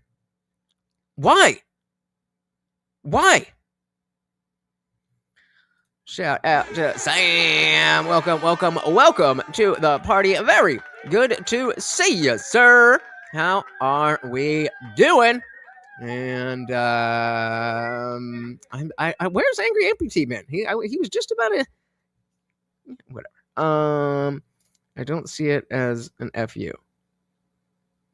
That's because they're lying. That's the point. If you saw it as an FU, you'd be like, oh shit, we got to stop this. That's the point that I'm making. They're lying. They're lying to you. And statisticians for overstating the heritability of IQ across groups and for downplaying environmental variables, treating socially constructed racial categories as biological truth. Richard Lynn was one of the primary scholars who compiled and popularized cross-national IQ datasets. Here's what I think also, because this is just like more bullshit. I think I was going to say, we got another study here, but are we going to get any numbers? Are we going to get any reasons as to why? I keep forgetting the guy's name. What was his name? Richard Lynn. Why he's wrong? Or just he's a meanie? That what you should do is you should do more research into this and figure it out yourself. Go over there and test these people for IQ. Test people that came over here that don't have these same problems and then see what their IQs are. There's a reason why we don't do a lot of research on this. And the reason why people don't do research on this is because they're afraid of the answer. That's the reason why. And I want to go back to what I've said before is that. Are you bringing this back to Trump specifically? Yeah, you better. Look at the people that are advocating for more information versus look at the people that are advocating for less information. Bingo. I'm confident that I think that more research and more investigation into this will lead to the obvious outcome. And notice yet again, I was just talking about how there's no numbers. But for some people, they don't even want to talk about it. They don't even want to look into it. And that's the real problem. And they don't want to do that because what they've built onto it is they built an entire ideology of the blank slate. Cognitive dissonance. In order for more research to be done, this blank slate idea has to go poof, and that's their worldview. The blank slate doesn't exist. The blank slate is to a degree true, but there are also a lot of things about it that are not true. And so what happens is that you have people that have this entire ideology that's built around this lie. And because of that, they try to never talk about or never discuss any difference besides this. Can you explain why Lynn said that Iran has an IQ of 80? It's been proven now it's 110. Well, I don't know. I didn't see about Iran. I have no idea what that reason is at all. I don't think that Iran has an IQ of 110, but I know that Iranians have very high IQs on average. Well, 110 would be. Yeah, because there was a I don't know the exact timing, but there was a solid period where Western culture was allowed in Iran. It's almost like it's not a coincidence. Higher than anybody else in the world by 5 points. So I find that to be unlikely. But overall, I think that's very true. Alleging to show innate racial hierarchies. Yes. This is the textbook definition of racism, by the way. Now we're giving dictionary definitions of racism. Talk about being 15 years behind. A fundamental determinant of human traits, and that those different... It is a fundamental determinant of traits. It obviously is. One of the best traits is skin color. Big surprise. People of one race are going to have one skin color. This is one thing that people don't even consider with like racism and skin color are actually two different things. Like if you have people that are from a different race, like race isn't always defined by just like one specific thing. Well, I mean, and we see that so clearly with, children who have one black parent and one white parent, that it's not as simple as just your skin color. That is one of the aspects to it. And I mean, I'm not a fucking sociologist. I don't know technically, down the list what exactly falls under ethnicity versus race versus heritage versus all those things. But none of that is surprising. Samson Persia was probably high IQ even in ancient times, though. I don't think it's entirely due to Western influence. Probably helps, though. Yeah, Persia, all right. And yeah, so I mean, maybe not directly Western culture, but certainly more Enlightenment thinking. Less focus on the dogma of a particular book. Dogma's bad, guys. Dogma's bad. Color is just the most obvious indicator of that. Very clearly, there are racial differences between people. Anybody knows this. Oh, yeah, guys, it's a peanut butter night. It's a peanut butter night. Let's get Morty his peanut butter. This is the type of a priori knowledge that every single person in the entire world knows is true. But inside of Western culture, we're supposed to pretend like it's not true because people are all willingly participating in this deliberate lie. So Bug says, oh, look, most of the best people I know are well below average IQ people. Half of us statistically are. It's just silly. How is that relevant to what we're talking about? Because specifically before you said this, and I agreed with you completely. So what is this addressing that we haven't gone over yet? Nobody is saying they are bad because they are low IQ. We are saying they are bad for our country. Because we already have a bunch of low IQ people here. So we don't want, we don't even really want high IQ people coming in now because we have enough high IQ people here. But especially if they're going to be, again, not only low IQ, but also wrapped around the culture, as I said before. Do the people that you know that you think are the best people, are they chopping off little girls' clitorises? Are they okay with Sharia law? Do they want women to be able to drive? Then we're not talking about the same thing, man. It's both things. It's both things. Not just low IQ, not just the culture. The fact that you have a dirty, disgusting culture and you're not fucking smart enough to do better.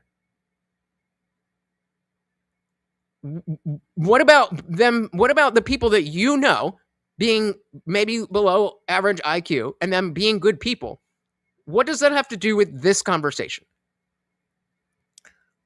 Maybe it was just the aliens. The aliens! I wish I had an alien-esque sound, but I don't. Mox said we got low IQ people here. Yes, that is an us problem. That is an us problem. Bringing more low IQ people who are not an us problem is not necessary. We both agree that we have an us problem. And that is low IQ people. Therefore, it makes sense not to make it worse. I'll put it to you this way, Box. There's no issue to your home by turning on the stove, right? It's just a stove. Cook stuff, fire, great. What if there was a gas leak? Does that change the context around whether or not you should do that thing? Does, doesn't it? So what is being presented here is saying we don't want to make the problem worse. Sam said the high IQ foreigners need to stay in their home countries and improve their own people's lot in life. Absolutely. I mean, dilly to that. Because as Box so accurately says we got low IQ people here. And that is absolutely an us problem. How in any way is this like climate change extremism? I don't even know really what you mean by that, but please, how is it like, what's the through line there? It's just like it, but different. Okay, how's it like it, but how is it different? So we shouldn't brain drain third world countries.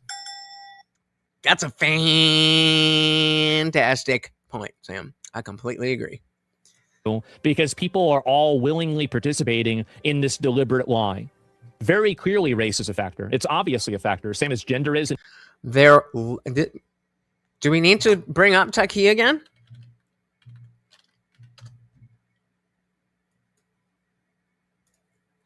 Taqiyya in Islam is the practice of concealing one's belief and foregoing ordinary religious duties when under threat of death or injury, delivered from the Arabic word to shield oneself.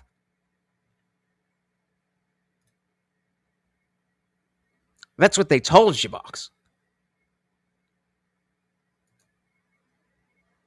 But obviously, shout out to the Dark King. Welcome to the party. Very good to see ya. We are here. But you know, yeah. He's talking about the Jews, and so like, okay, but then if they're already in control of the whole fucking world, then why aren't they blowing us up? Because I can promise you, if the Muzzies had the kind of power that the Jews have, and you guys know I'm not even one of those people, but Israel clearly has a lot of global power. If the Muslims had that much power, we would be dead. We would be dead. So again, I don't really understand how that is related to what we're talking about. If you're just joining us, the Birdman, some faceless channel, decided that Asmon is saying that we don't want low IQ people here is racist. And everything else. But for some reason, because people are afraid of talking about this, nobody ever wants to look into it at all. Produce an inherent superiority or hierarchy. Yeah. Anyway, those data sets compiled by Lynn were later cited approvingly by the bell curve authors Murray and Herrnstein. Yeah. In fact, Murray has explicitly acknowledged Lynn's work as part of the research base for their claims about group IQ differences. The problem is not simply that Lynn helped. Because also keep in mind that if you were actually yet another study that we're pulling up, and how many numbers were refuted? Oh, none. Got it. Actually trying to debunk this, you would do further research into people that live in these areas, and then he would be showing that further research and the IQ differences being more like smaller, right? Exactly. Dilly dilly to me. Where is the argument? Where is the argument? So far, the Birdman and Box have put up the same level of argumentation. Now, Box is just chilling and watching a stream. But Birdman is making a whole video, shooting his shot at the gold man. And, yeah, that was, we saw, there was a clip before of just a compilation of him calling the critical drinker low IQ. Irony! Like, okay, well, there was other research, and this research came out and it proved that it wasn't true. Isn't it interesting to you that in all of these videos and all of this information, not a single actual point of like counter research is provided? Mm-hmm. It's all just people saying that he's racist, or other books that other people disagreed with, or talking about something in a theoretical means, but there's never actually any data that's disproving this. I wonder why that is. Because it doesn't exist. We all know why that is. Doesn't exist. Extreme views, including open support for eugenics, but that his data practices have been widely criticized for flaws in its methodology. Eugenics works. A good example of it is Yao Ming. So Yao Ming's like 7'4", 7'5" or something. Not really familiar with. I mean, I'm familiar with who Yao Ming was. Is he still alive? I don't even know. But not so much with the genetics aspect. When is IQ considered race? I don't think ever. Yeah, I would, unless there's some intellectual theory that I'm not familiar with. I don't think IQ is ever considered race. But yeah, I don't know the connection between Yao Ming and eugenics. Example of it is Yao Ming. So Yao Ming's like 7'4", 7'5", or something like that. And he was actually a product of China having people doing selective breeding. I mean, does anybody not know who Yao Ming is? I forgot some of you are younger. This is obviously true. If you have two black people that have a kid, the kid's going to be black. If you have two white people that have a kid, the kid's going to be white. If you have two people that are very tall that have a kid, the probability is the kid's going to be very tall. This is the type of what I was saying before. It is this willing, deliberate, and desperate attempt to totally deny every observable facet of reality. Goes all the way down. Don't believe your lying eyes.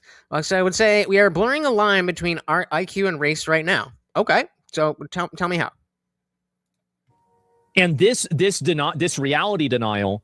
So real quick, we'll just show our boy Yao Ming. Yao Ming. He was 2010-11 season around then, and let's get some. Where's that? Let's get some,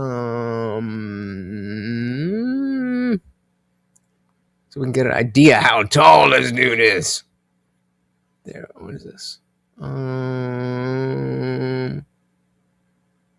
Is that Muggsy Bugs? I don't want an extra short guy. Just okay. So this is good. This is essentially what we're looking for. So, I mean, this is your average ref. 7'4", played on the Rockets back in the day. Yao. Yaoming. Sam said, I have no idea what my IQ score is. I've never taken a real IQ test. Taken a couple online tests, and I scored 125 to 130. They always do that. My ancestry isn't really full of people lauded for their high IQs. Yeah, I don't trust those online things. But I mean, even in in terms of getting a specific number as to my IQ is this, it's not really like it's a good comparative tool. But in terms of saying that I'm this number, like the difference between knowing that you're 125 or 130 is not really, it's not really something that you would notice, right? Like that's not going to change your life. You're already up there, but it's a comparative tool, and so kind of like percentiles. Sam said Scots, Irish, Spanish, and Amerindian. You don't hear too many stereotypes of these groups being extremely high IQ groups. There you go. But why not Andre the Giant? Was he too dumb? Too dumb for what? Too dumb for what? What are you talking about? We're talking about genetics, and we're talking about the fact that Yao Ming was the result of selective breeding. I was not aware of that, but yeah. So very tall that have a kid. Actually, Yao Ming's like eugenics works. So this is where too dumb. I can't tell if you're being serious, man. I want to hear how what you're saying here. So what give us this. A good example of it is Yao Ming. So Yao Ming's like 7'4", 7'5", or something like that.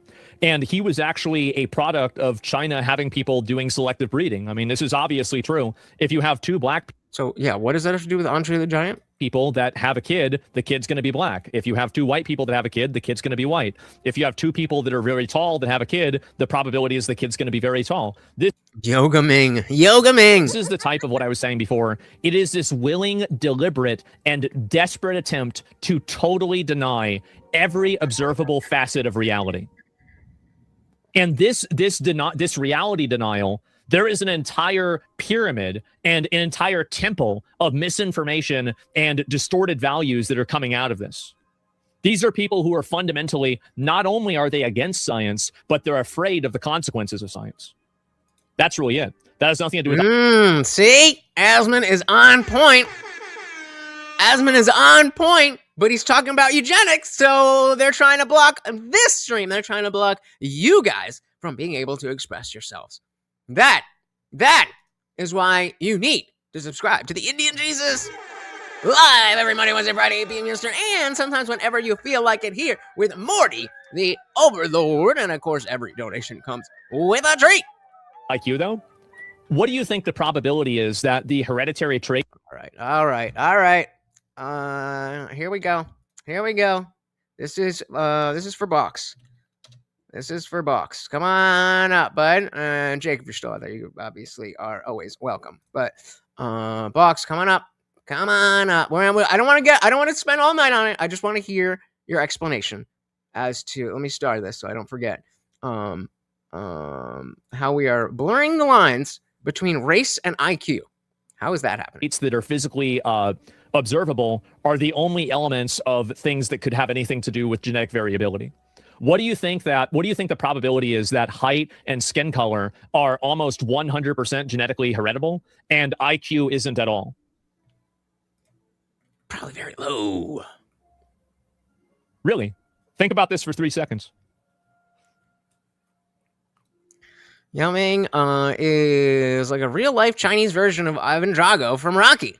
Only instead of boxing, they selectively bred him to be a giant basketball player. Yeah, I was not aware. I mean, I assumed that, he was some type of freak of nature or whatever, but I did not necessarily see that it was that specific. That what's the word? Purposeful. Upon reviewing Lynn's work, Wichert states the following. The assertion that the average IQ of Africans is below 70 is not tenable, even under the most lenient of... Oh my God, I remember this part. I remember this part. And this is how you know. That, like, okay, before we get into the weeds, let's just see a basis of who it is that's actually making these types of complaints. It's so dumb. Maybe hereditary, but it may skip generations. There it is. Well, yes, because we are talking about different groups. But African is not a race.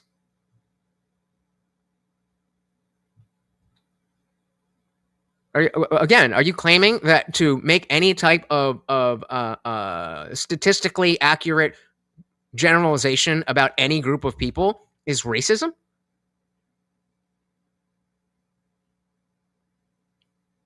What's implicit? Clearly not, because I don't know what the fuck you're talking about. Inclusion criteria, because... Oh, wait, I want to back this up. Work. So he brings this up. Bro, this is so gay. Come on, man. Make a fucking argument. Reviewing Lynn's work... I don't like it, so it's racist. Wichert states the following. The assertion that the average IQ of Africans is below 70 is not tenable, even under the most lenient of inclusion criteria. Because Lynn missed a sizable portion of the relevant literature, their estimate of average IQ of Africans is clearly too low. Combined, the current systematic review and the results of our review of Raven's test suggests that the average IQ of African test takers is close to 80. Well, I mean, I guess Asmon Gold needs to quit. In case you didn't hear it. Too low. Combined, the current systematic review and the results of our review of Raven's test suggests that the average IQ of African test takers is close to 80.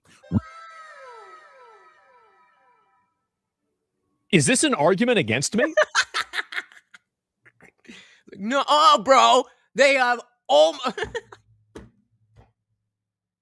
they're not 1,000% retarded. They're just 9,999.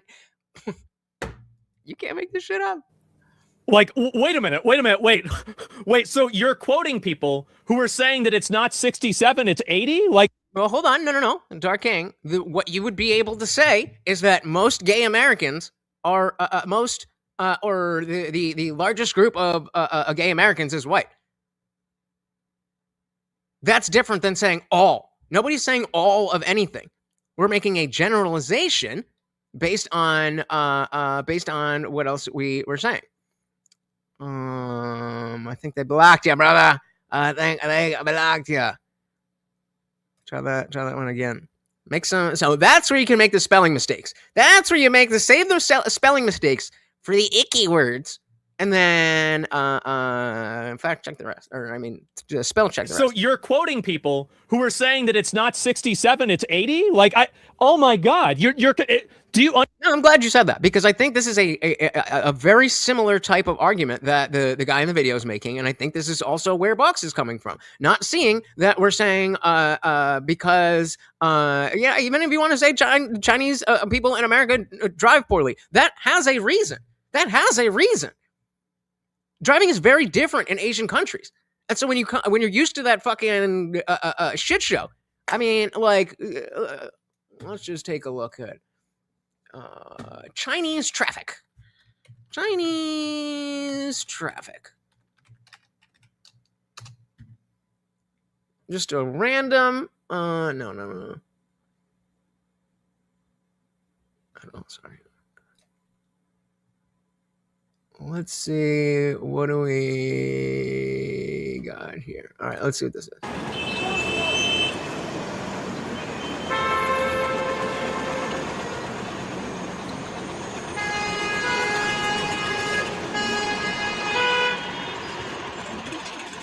Half my no, maybe not half, but a significant portion of my heritage is Chinese.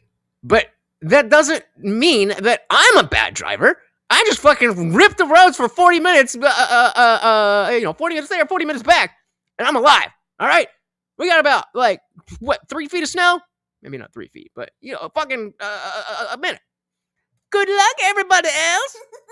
Looks chaotic, right? And so the idea that here, I'll just play it.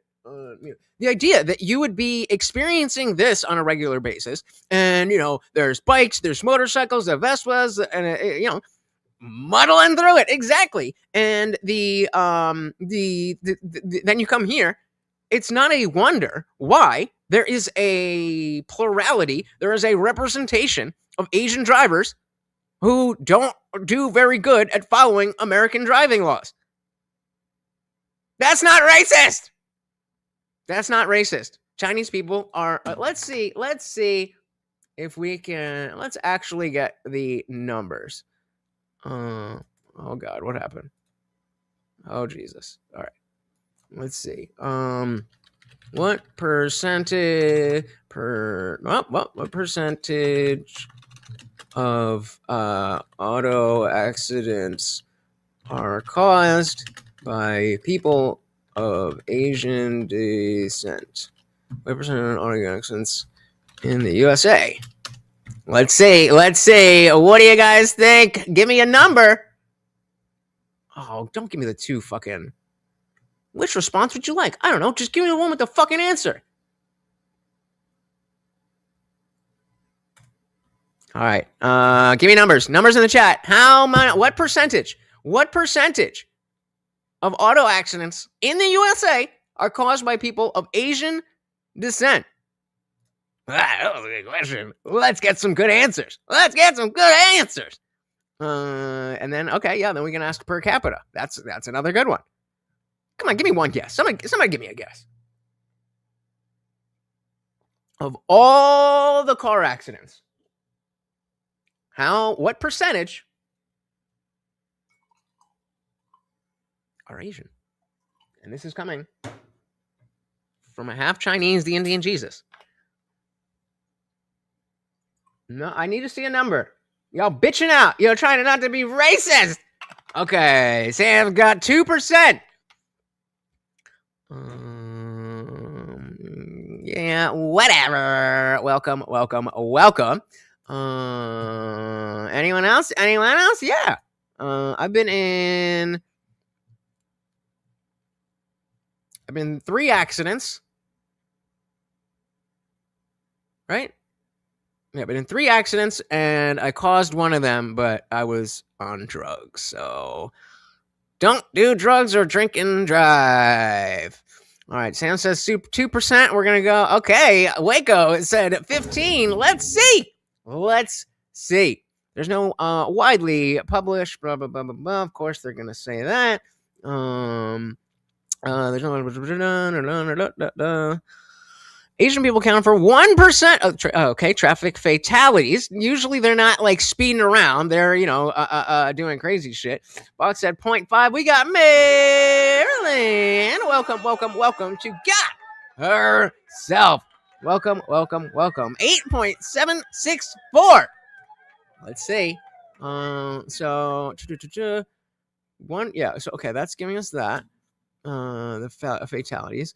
Consistently found that Asian Americans have among the lowest traffic fatalities. Again, that's because they drive so fucking slow.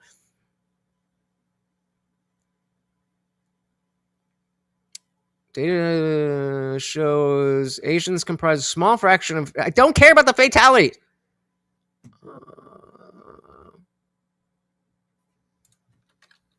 I'm not concerned with the number of deaths.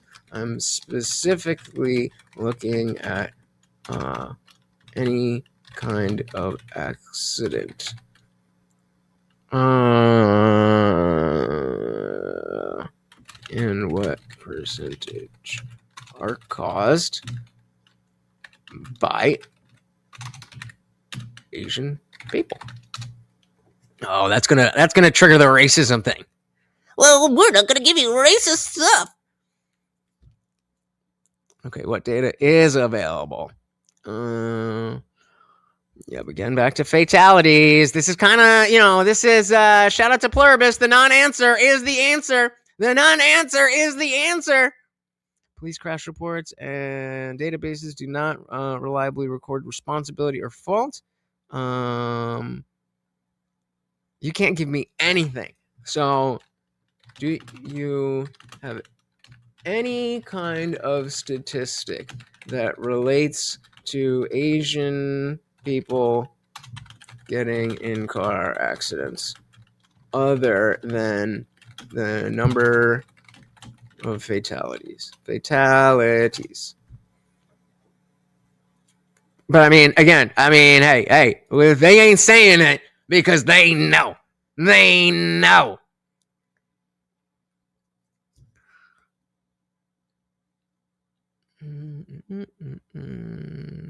it's not giving us. All right, we'll see.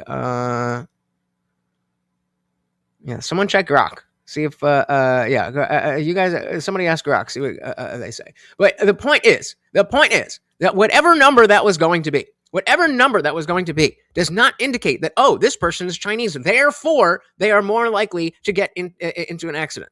That individual person. On a broad basis, yes. You, depending on the per capita stuff, then it might say you're more likely to have been in an accident. You're more likely, but that doesn't mean that you as the individual are beholden to the statistics that are over your group. Even if the group is properly represented, that doesn't mean that you fall into that group. Not 67, it's 80. Oh my God, you're. Do you understand how massive of a difference that is versus 100? That was the big the other shoe that dropped. It's not 67, it's 80. Still way below where we want it to be. Holy shit. That's insane. Oh my God. We believe that the accuracy... It's not an F, it's a D-, guys. And this is their argument. There's a reason why they don't do research into this. Kind of like why maybe they don't have much information on Asian car accidents. Estimates of national... Oh, wait, I'm sorry, he's arguing against you? Yes, you cannot join the army with an IQ below 80, by the way. They're borderline. Exactly. So I think that the benchmark... Is that true? Can you join the U.S. military if you have an IQ lower than 80? What is that? What are we doing? What? Google, what are we doing? What in the fuck is this? Google's. I expected the fucking the basic AI to be stupid, but just give me a yes or no answer. In general, no. So we are literally bringing in people that we don't trust to be cannon fodder. That's not the issue, Box. That's not the issue. First of all, we definitely won't need them because unless we're literally only talking about throwing these people to the wolves. I don't want. Oh man. I mean, okay, fine. If you want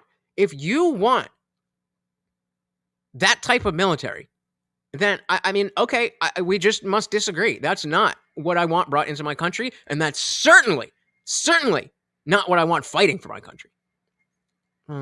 Just take on the homie with the extra chromie if we need them bad enough. But again, yeah, just to throw them to the wolves and be a frontline fucking infantryman,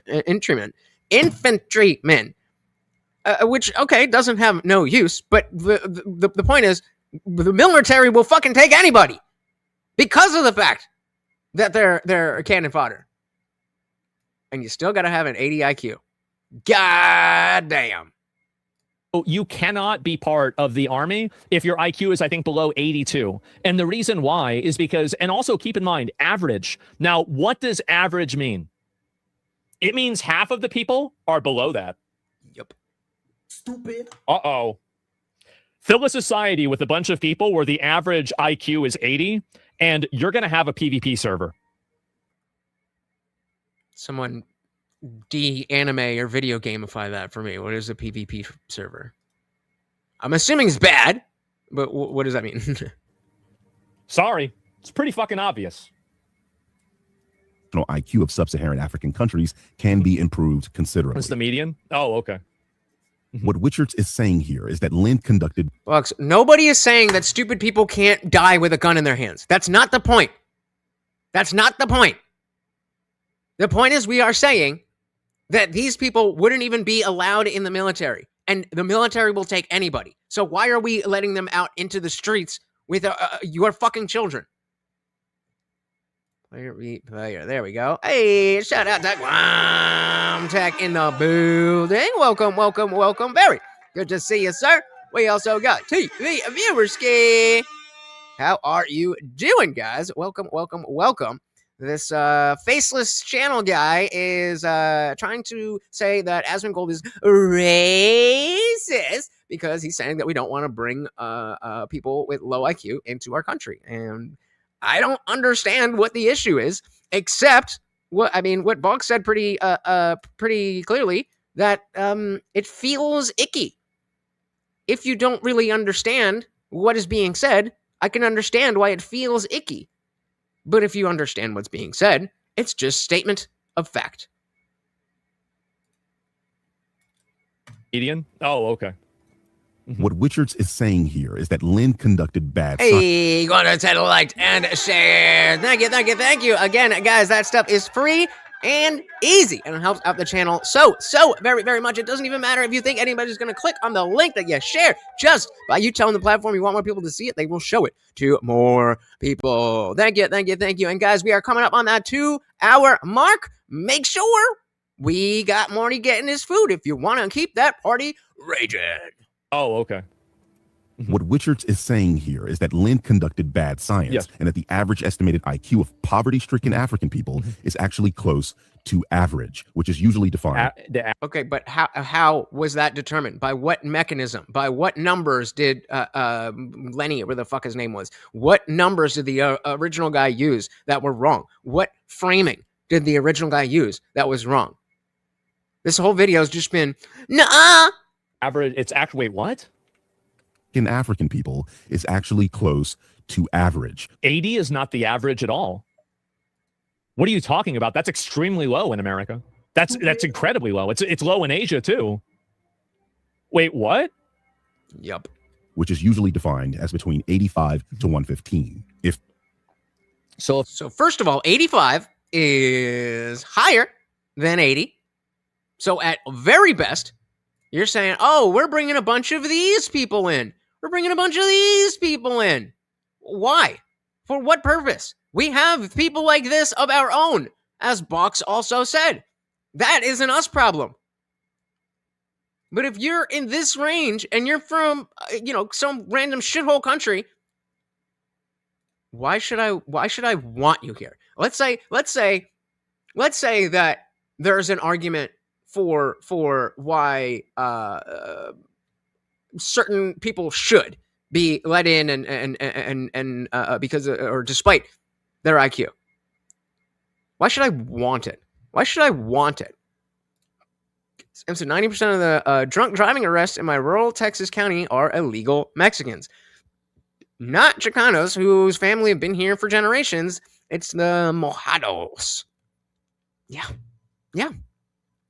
IQ and intelligence, not the same and not really valid. Well, that's what I was saying before about like if you're 125 versus 127. It's not really the type of measurement that we're looking to do with IQ. It's more of a comparative thing. I want to put it this way. You all have an opinion of the accuracy or intelligence of my commentary, and we tested into the gifted range. What? I was with you. We all have an opinion on the accuracy of your and the intelligence of your commentary, right? And then how did we get to tested into gifted? I was in the. Do they call it? What do they call it for your elementary school? If you were, it was gifted and talented in mine. If you were up here, gifted and talented. Oh my goodness! Oh my goodness! Just, come on! Yeah. Hold on. Come on, motherfucker! Do the thing. Do the thing. The thing. There we go. Shout out. Oh my goodness. Shout out to our boy, TV Viewerski, with the $30. My goodness. And of course, a treat for Morty. Thank you. So very, very much, sir. And of course, that makes you the new sponsor of the stream. Anyone else? It's frozen on my end. You're in? Let me know.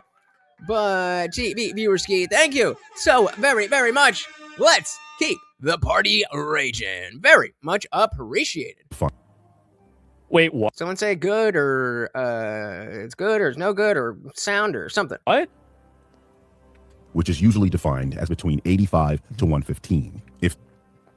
So if it's between 85 and 115, and he said it was low 80s and it was 80 to 82, then it wouldn't be part of the average. You just said the number wrong. Stupid. Their environment and see, that's what he was supposed to be doing to Asmon. The Birdman was supposed to be telling Asmongold, you got this wrong. But it's the other way around. Come on, man. 82, then it wouldn't be part of the average. You just said the number wrong. Their environment improves, so too with their average IQ scores due to the Flynn effect. And remember, we are talking about countries that have faced civil war, famine, disrupted schooling, disease. Civil war, famine, disruptive schooling, disease. Okay, these seem all great reasons to bring these people into America.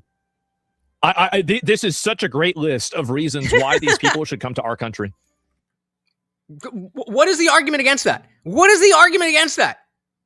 Why would we, again, even if we are to say, okay, there's a reason why we should bring those people in. Why should I want those people here? That doesn't make any fucking sense. Oh my goodness, Box. Again with the $5 make you holla. Thank you, sir. You had a long day too, huh? You had to sit around while I shoveled all that snow. This lazy motherfucker.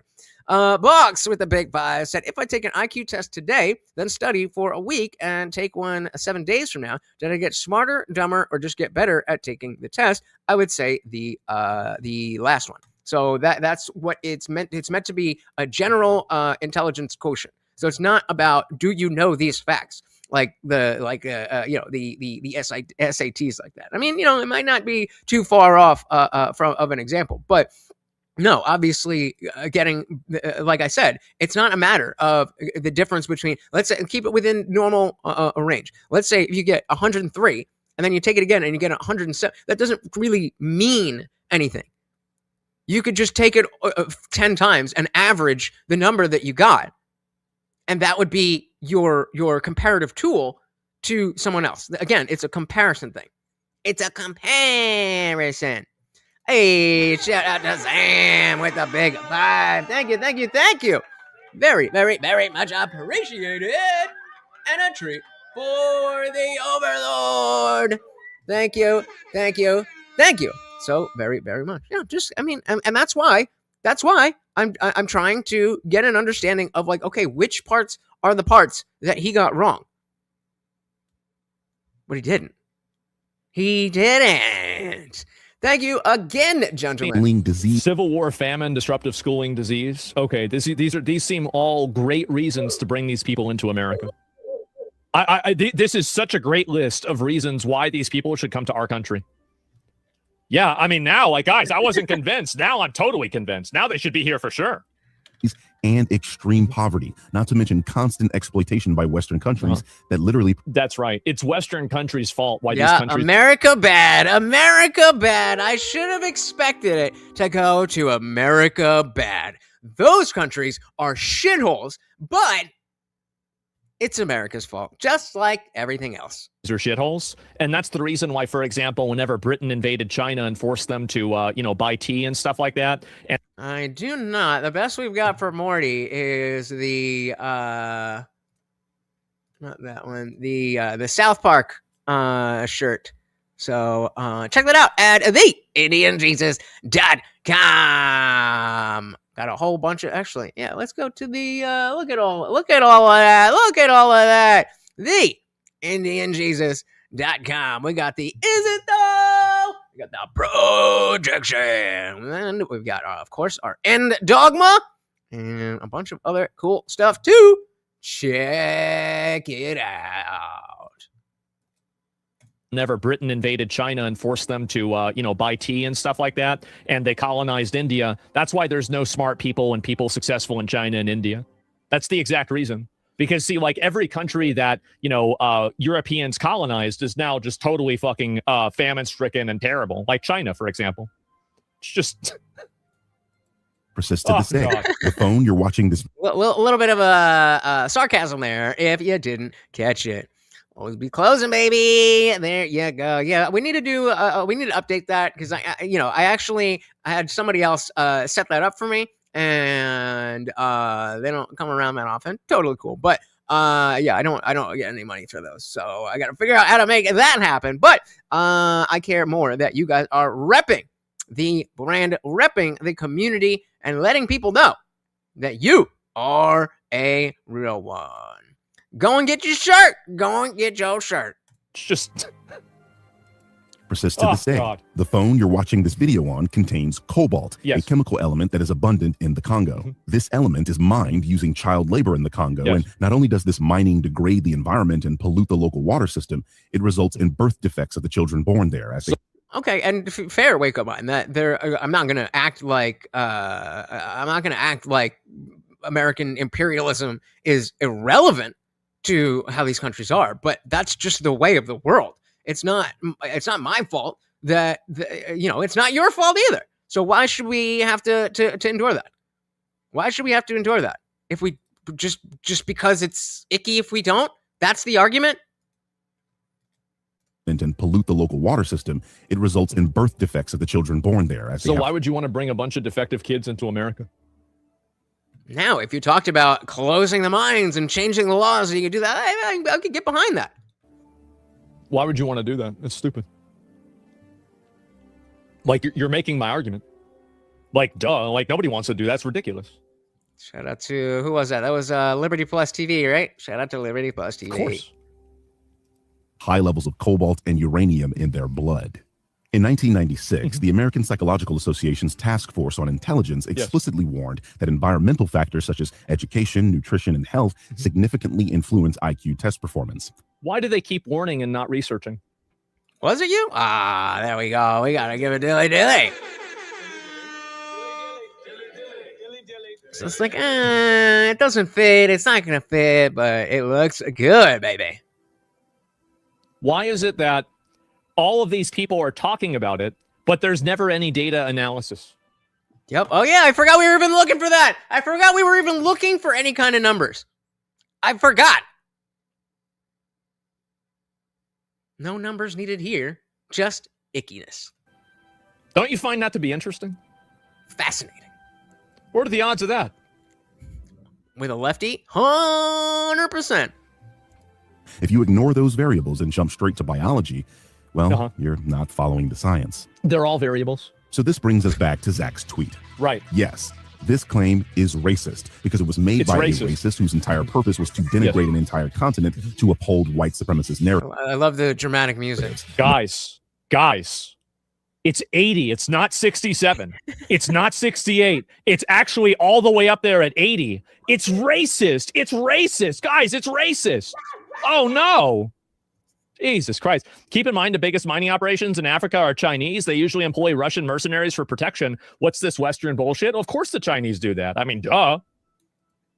We as Americans hate accountability because it looks like social progress, which scares us because it looks like change. And sometimes change can be bad, and we scared of bad. Bad must be doom. Well, bad generally is bad. That which is bad, typically is bad. I disagree with the notion of Americans not liking change. I would say that's kind of the fundamental aspect of the entire culture, but to each their own. Narratives like eugenics. The claim wasn't a fact because facts survive scrutiny. They don't. That's right, guys. And he knocked down all the facts. Oh wait, he did not. The best case scenario is that it's 80. Imagine that. Slaps the moment you ask who collected the data and whether other researchers could replicate those results. Okay, all right. Maybe he was slow rolling it. Maybe now he's going to get to the new research and the what debunks the science that Asmon Gold put forward. Well, why are other researchers not replicating these results on a regular basis? Why is this not happening? Why is it that, we're talking about researchers replicating results? Why is it that none of these researchers are doing this on a regular basis? Why is it that we have no idea what percentage of car accidents are caused by Asians? I bet you we'd have a hard time finding women too. Why is it that this outcome isn't able to be reproduced through science? I would say a lot of that good change has been the identity of America since the beginning. It's because they're afraid to do so. And they're afraid to do so because they know what the answer is. That was going to come say hi to me. A worldview requires Somalia or any other African country to be permanently capped at 68 IQ in order to make sense, then the good question. Science wasn't the point. Yes. The conclusion is. Yes. And that, well, the conclusion is the point, actually. Like, if there's a country that has an IQ of 68 average, or let's say it's 80 on average, let's assume it's 85. Do I want to bring a bunch of median level average 85 IQ people into the country? No, it's because these people are like an entire almost standard deviation below the average. And I think that their functional value in society is going to be minimal. That's the reason why. Is narrative pushing.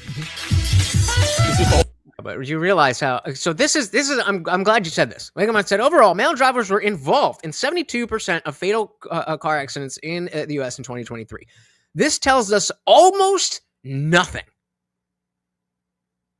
This tells us almost nothing. Because what does involved mean? Oh, it just means they were there?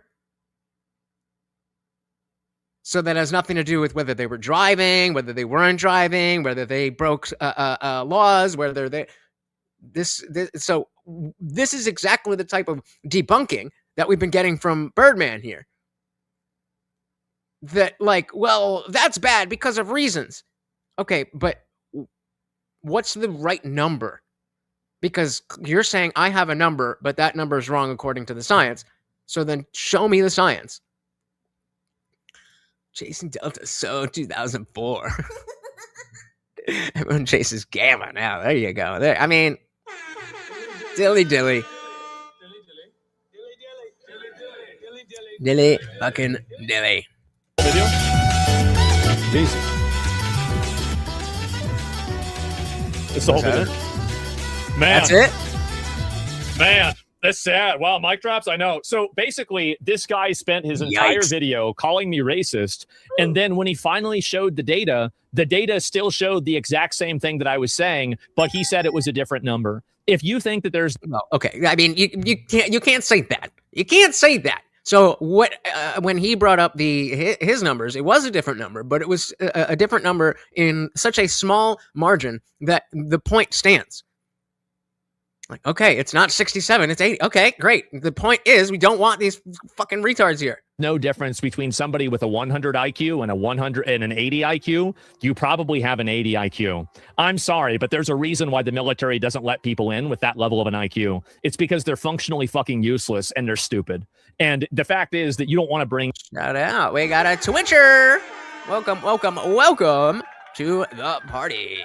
Any of those people. This guy's a generational meltier. Read the tweet and scroll up. What is this? Oh my God. He's too personal instead of factual. Well, he's in like, what is here? No, these numbers show. Oh, yep. Okay. I remember this. So just saying. Remember the type of person that we're talking about. So I say there are more licensed female drivers in the U.S. than male drivers, but men nonetheless drive far more than women each year. So then it makes complete sense that there would be more males involved in accidents, right? Even if they didn't cause the accident. Hence, this barely tells us anything at all. Oh, here we go. Oh, this is why it's important to be able to parse through statistics and just look at numbers. You can't put links in chat, but you can put it in Discord. But again, if this is the conclusion, then that doesn't tell me anything about who is driving. That doesn't tell me anything about if you got T-boned. If some drunk chick T-boned, or let's say we're on the highway. Right? And some crazy drunk chick is just driving around. She bangs into this car, spills out, dead. Man dead. 2 kids, 2 little boys dead. So now we're 3-1. Now we're 3-1 on the first car. Then we go, boom, next car. And she's whipping it. With that car, off into it. There was 2 dudes going to a concert. So already we're at 5 men involved to the 1 woman. But that doesn't really tell us anything about who was driving, who was wrong, who was caused any of that. TV said I was involved. My gal hit a deer in my Jeep. I wasn't in the car. Wait, you weren't in the car, but you were involved? What? What do you mean you weren't involved? I'm confused. Well, he's in like, what is here? No, these numbers show. Oh, here we go. Oh, you tell me if any of what we are about to watch surprises you about this person. Oh, no, wait. Oh my God. Oh my God. Oh my. Oh, so you go. You're saying that involved doesn't even need to mean that you were there. So your car being in the accident counts as you being involved. Is that what you're saying? Because then, again, we go back to, well, male drivers were involved in 72% of fatal car crashes. Okay, great. Were they even there? Maybe. So again, understanding how to read these numbers is important. Remember, if you guys remember, when we talked about that guy, KD Rustlin KD, whatever it was. And he was like, well, 90% of men win custody in a divorce. So all men should fight for their kids. Shout out to Edja. Welcome. And then he was on with the lead attorney, a 20-year veteran divorce attorney. And he was like, that is horrible advice. The reason, he said, put one in the put one in the chat if you're not familiar with what I'm talking about, the Rustlin KD, thing, because I think that's worth a little bit of a side quest. And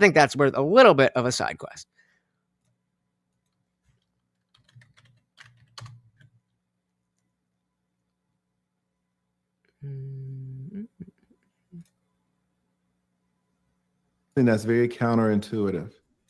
Guys, most divorce attorneys will tell men not to fight for their children. I will use this video over and over and over and over and over and over and over again because of how well it demonstrates that people do not know how to understand statistics. And think about how long you're thinking that you agree with the white dude here before the lead attorney tells you why he's wrong. Why? Because most men, if they fight for their children, will not get their children. This is very complex, guys. So let me tell you something about a divorce case. Divorce cases can be... Yeah, remember, the context was like, hey, why are you telling men not to fight for their kids? I looked at the stats. 90% get custody if they fight.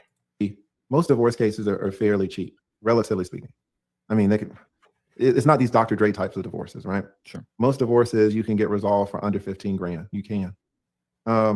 There's one type of case that you can never get resolved for 15 grand. It is the most expensive type of case that a regular person is going to have. Take a guess. And that type of case is a custody battle. And when you talk about custody battles, those things can get easily 35, 50, 75, 115. Now, imagine you're a man and you've got four credit cards, and you come to me and you say, Lee, listen, I make $60,000 a year, but I want to fight for my 2 kids. And you're going to tell me the facts of your case, and you got a little something. You got some arguments. I'm going to drop this link in the chat because this is a great, great, great resource for exactly what we're talking about. But it's going to be a real battle because the judges are biased against men.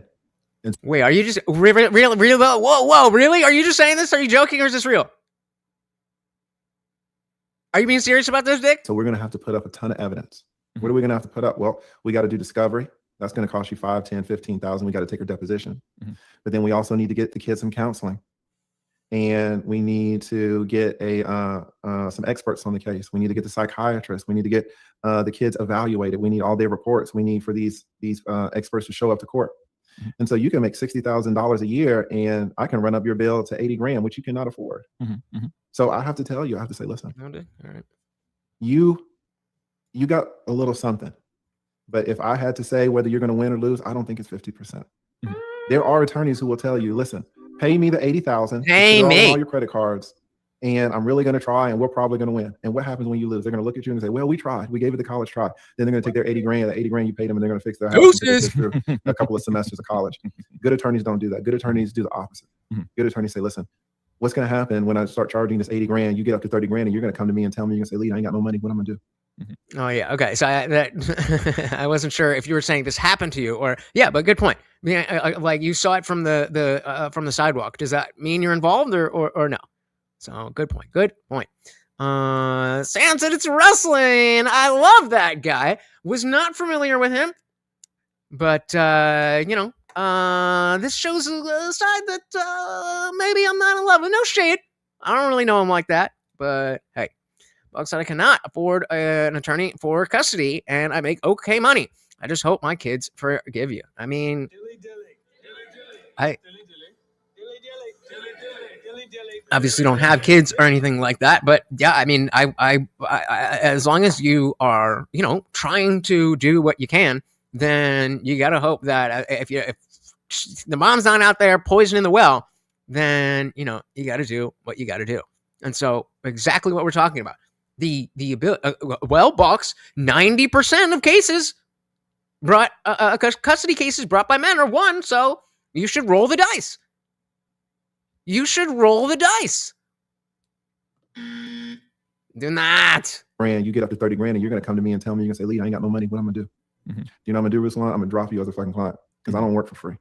So now I've got your 30 grand, but your trial isn't going to come for a year and a half. That means you got to get up another 30 grand. You got to get on another attorney's plan to pay for the case. So we attorneys tell you, listen, do not fight for custody if you cannot afford to do it.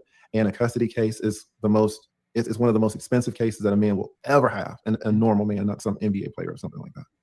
And so a lot of times it comes down to men, and men have tried. You never hear about the man who spends $75,000 and then they lose, because what happens when they lose the $75,000? Now I've got their $75,000, and now guess what? They have to turn around and pay child support. Yeah. That laugh always. Oh man, that's how you know that's a tried and true, been in the fucking trenches attorney. He's talking about, oh, you just got fucked, and now you got to pay child support, and he's laughing.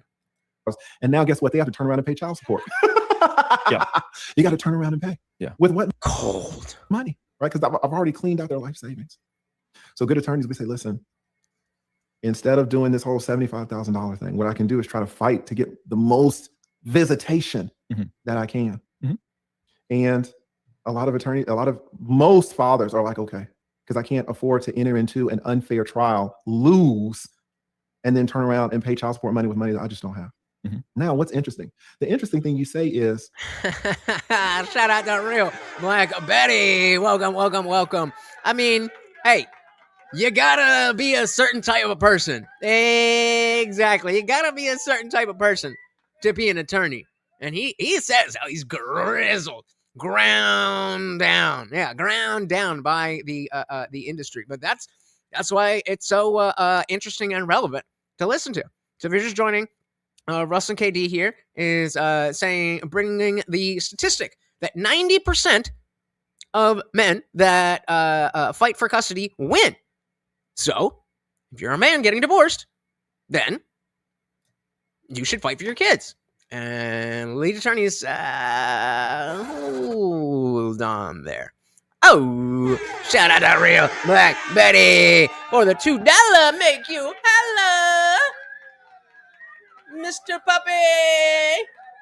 Old man puppy. Thank you, thank you, thank you so very, very much. Let's dive right back into it. The more the man gets closer to court, the more the man has opportunities to win. Why is that? Do you know why that is? Because if I'm representing a husband, there are cases where I'm like, no, fuck this lady. We're going to get these kids. She's neglecting them. She's not taking care of them. She's doing this. She's touching them. She's not doing the things that she's supposed to do. We have a good case. We're like, oh, I don't know. No, let's go to court. The cases that go to court are the strongest cases. Right. You're thinking that the cases that go to court are equally strong as the cases that don't. And that's where you're missing. Who wants to tell me the parallel here? So close, even with the 90%. What is the parallel that I'm going to play that back? And I'm going to make a parallel that we're all very familiar with. Let's see who gets it. We have a good case. She's doing this. She's touching them. She's not doing the things that she's supposed to do. We have a good case. We're like, oh, I don't know. No, let's go to court. The cases that go to court are the strongest cases. Right. You're thinking that the cases that go to court are equally strong as the cases that don't. And that's where you're missing. The cases that actually get to the trial, those are the cases that the men have the best chances of winning. So you're looking at the cream of the crop and assuming that the cream of the crop is reflective of the base of the pyramid. He just thank you. Oh, I know you're hungry. They've been very nice, so don't pester anybody. That's not fair, okay? I know. Crop and assuming that the cream of the crop is reflective of the base of the pyramid. It's reflective of all the other cases. Now you wouldn't know that, right? Because you're just looking at the numbers. The numbers don't tell you which are the strongest cases and which are the weakest cases. Right. Well, assuming that the strongest cases, the men are even acting towards wanting custody, 50-50 custody or full custody. Again, can anybody think of the parallel that I am going to present to you? Something that we are all familiar with that follows exactly what the lead attorney just said.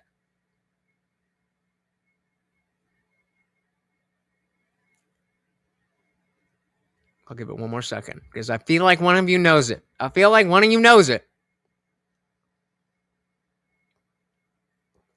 Listen to it one more time. Right. First, the numbers don't tell you which are the strongest cases and which are the weakest cases.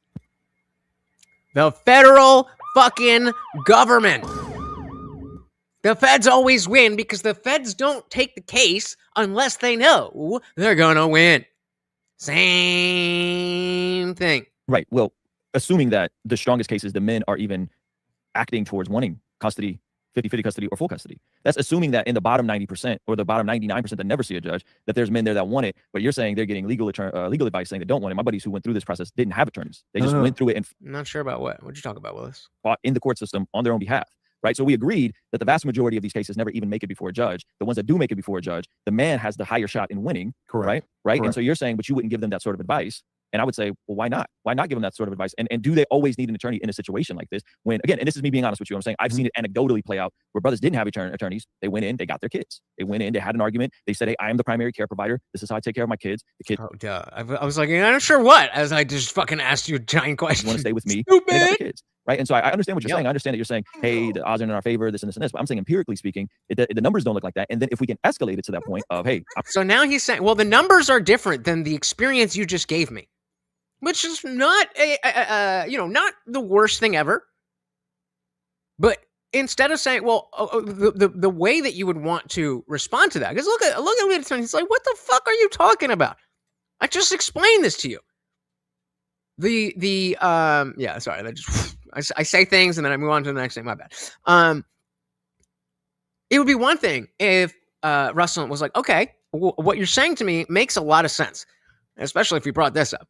What you're saying to me makes a lot of sense. So then why is it the case that the numbers don't really fit that? Instead, what he's doing is essentially being like, well, no, but the numbers don't agree with you. As if to say, the numbers agree with me. Like, okay, technically. But if we're talking about what advice to give men, go with the lead attorney over Russ and KD every single fight for my kids. It doesn't sound like it's not in the man's favor. You're saying it's a financial thing. I'm saying, is that the only way to fight for your kids? Is you have to pay 100 bands and wipe out your life savings? I'm genuine. I mean, I've never been married, no kids, but I do feel like that is the only way, unless it's the worst possible case, the worst woman ever, or I don't know. She died. I don't know. Hey, shout out to Bobs again with the $2. Thank you, sir. I do like James Sexton. I mean, I got a special place in my heart. I got a special place in my heart for the lead attorney. He definitely helped me coming up. And, I took his live streaming course that really did help me out. But James Sexton, that is one interesting dude. Interesting dude. Oh yeah. All right. Look at Box with the suggestions. It might be a Box week for the rest of the week. Now check out the Matt Walsh thing. And check out trigonometry. We're finna find out. Thank you, sir. Let's dive back in.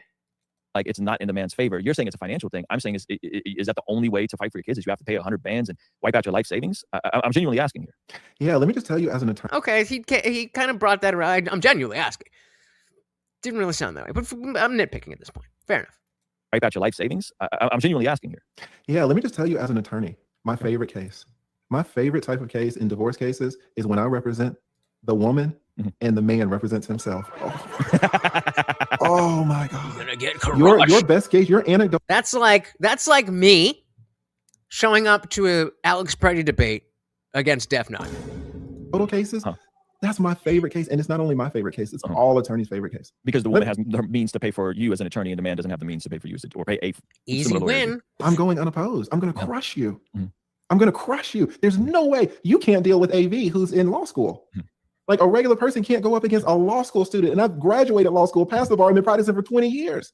So we're talking about the 1.5% of cases where the woman has the means to hire someone like you, spend 70 bands, to escalate it, to get it before a judge, to keep the kids from the husband. No. Well, okay, but if the woman's escalating, the woman already has the court on her side.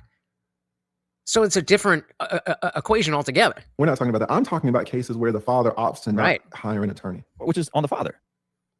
Correct. Right. No, I'm sorry. You're talking about cases where I thought we backed up. I thought we were talking about cases where the father opts out of fighting for the kids at all and just gets what he can get. It's like, that to me is an L. This, like, if you that's an L, bro. That's an L, bro. If you want to be in your kid's life, you have to actively pursue being in your kid's life. This is so wrong. This is so wrong. I'm so glad you're saying this. This is so wrong. You have no idea how many men's lives have been destroyed financially trying to fight for something that you're not going to get. Yeah, again, I'm just saying, all I could go off of is the data that I'm finding. And the data that I'm finding. You're misinterpreting the data. That's what I'm telling you. According to the data, men misinterpreting. I misinterpreted the rules. I misinterpreted the rules. It seems like such a basic, clear statement. 90% of the men who fight for their kids in custody win. That seems obvious until you properly interpret the data. I said it was funny. I said on TYT chat earlier today that I never get honeypotted. And Aaron said that I never would. I love that for them. It is good advice, but it's doomer. I think you just don't like it. I don't. How is it doomer to say this is how it is, and there's nothing preventing anybody from trying to change it? Doomer is akin to like blackpilled in my eyes. But if you're just saying, oh, here's a clear problem, how is that doomer? Because then you can fix the problem. It's in court already escalated beyond their level of maturity. That's not true. I mean, depending on how, like, especially if there's kids, then that gets a lot stickier. Sam said, I'd never be a lawyer. I couldn't destroy a man fighting for rights to his kids. I would suck at defending a chick that wants it all unjustly.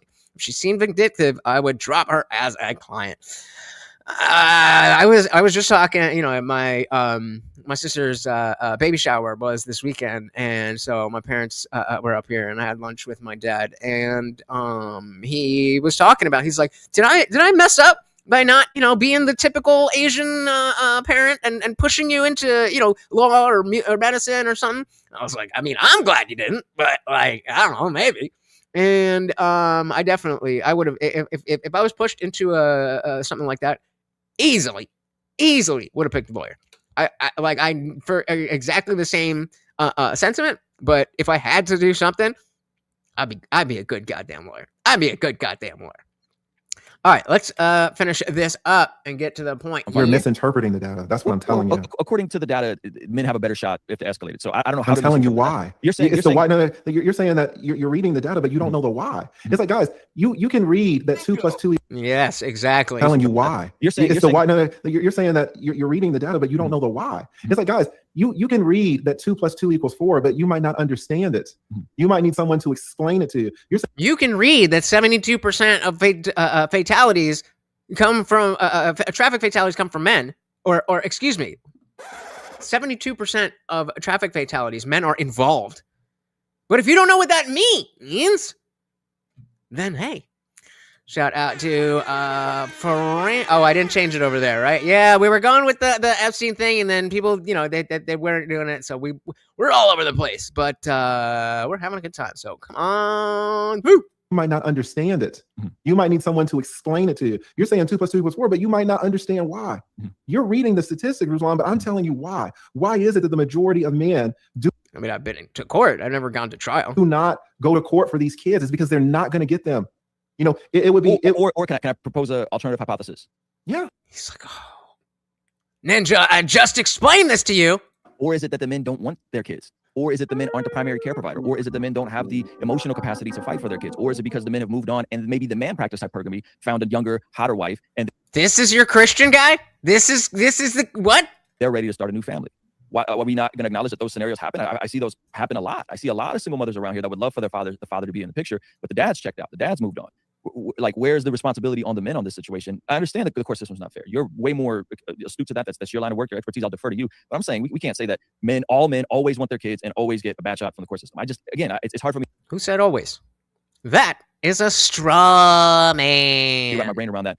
Personally, anecdotally speaking, knowing multiple single dads and also multiple dads. I know multiple dads, says the guy talking to the 20-year divorce attorney. From the data that I'm saying.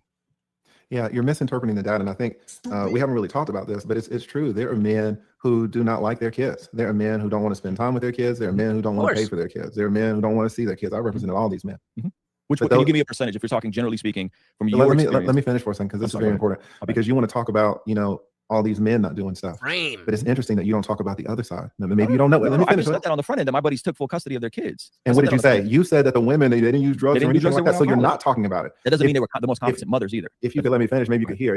You're talking about these two gentlemen that won custody of their kids with no attorneys, and the mother weren't on drugs or anything. That's what you said. Let me tell you something. If kids are icky, then I really don't know what the fuck you mean when you say icky. About the other side, which you don't want to talk about, there are some shitty moms. Of course. And I know that because I've represented them. Of course. There are moms that have physically abused their kids. There are moms that abandon their kids. There are moms that neglect their kids.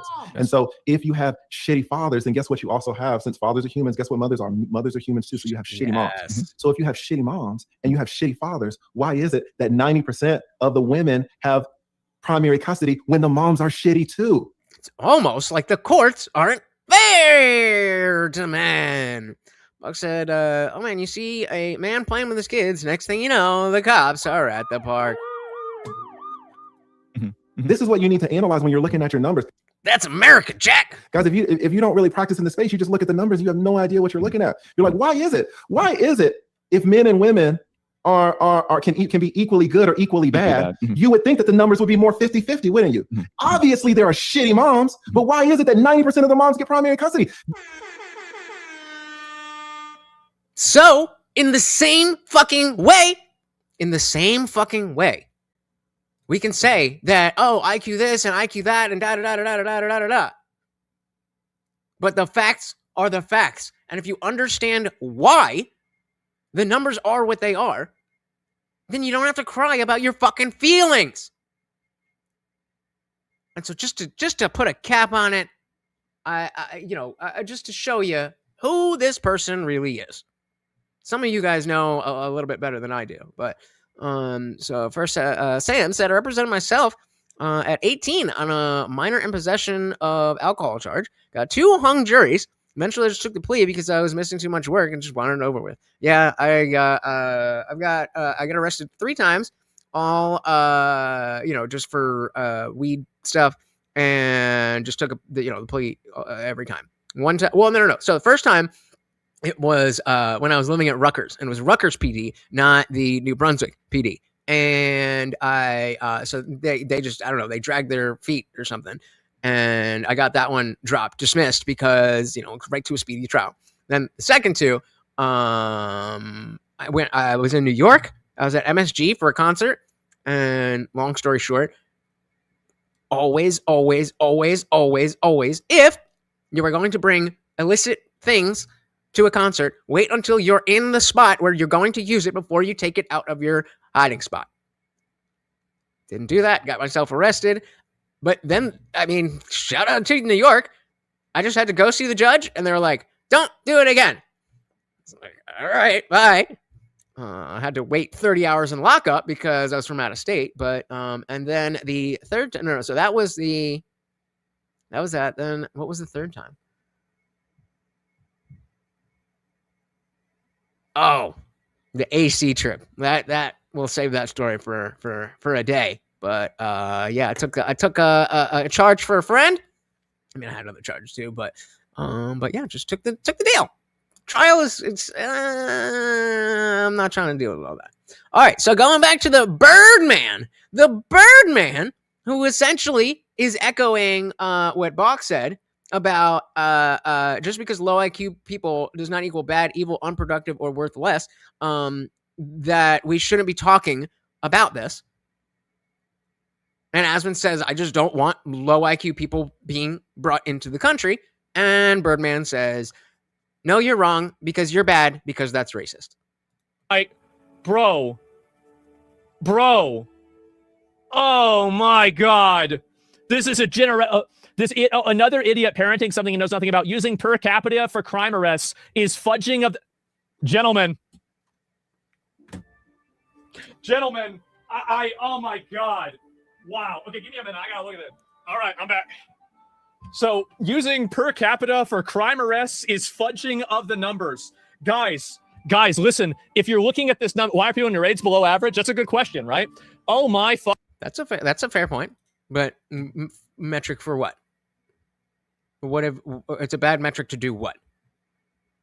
Fucking God. The problem is arrests don't take into account exonerations, and black people are the majority of exonerees. Try again, 11 IQ. Surely, guys, surely there's nothing in per capita at all, and every group of people commits crime at the exact same ratio. Yeah, I one time I was only there for like 3 or 4 hours, and then one time it was 30 hours, so about the same. Shout out to Real Black Betty with a big 5. Thank you. Of course, a treat for the Overlord. Thank you so very, very much. So represented myself for a Dewey. Judge just gave me 3 months suspension, and it didn't go on my record. I don't drink. I just had 3 beers for a wedding. It's always the newbies.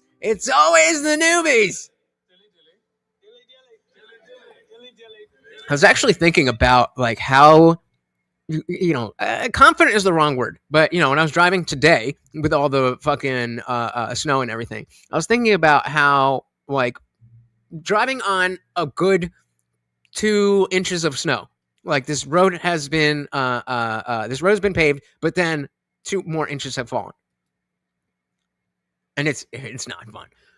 But that, compared to the time when I was in college, and I went to, I went to a friend's house at, oh, no.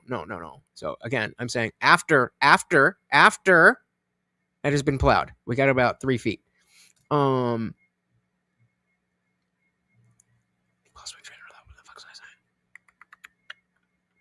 Oh, there's one time I was at college and I was driving home, and this was into my drug days.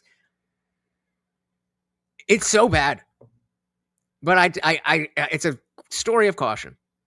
If you know anything about being on painkillers or benzos or anything like that, then you know about the eyes and how you got to shake off your vision. Essentially, what happens is that between your eyelids going, all heavy, your vision it gets blurry, and so you'll be seeing, and if you're looking normally, then you have one eye over here, and then it focuses and you have one image, perfect, right? But then if you're on these drugs, then your vision will be like that, and then it'll kind of start doing that, and then you got to shake it back into position. The more fucked up you are, the less time there is in between when you have to shake it off, and the more aggressive it is. I was so bad this night. I was so bad that night. I could not get literally 5 seconds down the road without having to shake it off. I should have stopped the car. I should have turned around. It's just it's just sheer coincidence that I didn't kill anybody. Crazy. That being said, driving on the streets today was not that bad. Yeah, right? All right. Of course. That's exactly the argument. Black people are over-policed and it gives rise to misconduct. Black people are over-policed and it gives rise to misconduct? Oh my God. Black people do not dominate crime statistics. White people do. That's why you idiots try to use, quote, per capita. This guy's dumber than I thought. Oh my God. Early racist. So basically, I think I'm understanding something.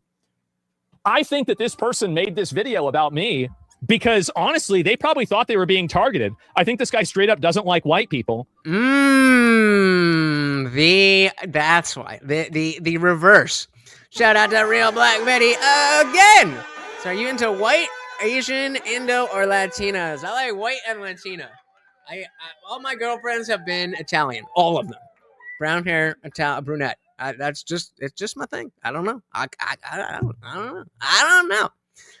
Thank you. Very, very much. Uh-oh. Here we go. Let's see it. It's not. I'm not. It's irrelevant. The point is who started it. Objectively, the answer is white people. Who started World War I? We can discuss Asians or we can discuss the topic at hand. We're not going to do both. The claim was that white people are the most destructive race. Is this not a true claim? I'm asking because I don't know, but I do know there's evidence supporting this claim. Oh my God. We have an actual racist retard. Holy shit. So this is the guy that wanted to criticize me for racism. Yep. Same. Oh man, if you are somebody who is just like whatever, especially now, because when I was in college, we didn't really we had Uber later on, but like that was when it first started. That's when it was first, and it wasn't a thing like it is now. The fact that we have Uber and Lyft and all that stuff, and people are still driving drunk, like, come on, hey, Real Black Betty again. So my thing is, there you go. So the thing is, here's the thing. The thing is, I think that the most important thing is to not have no ass.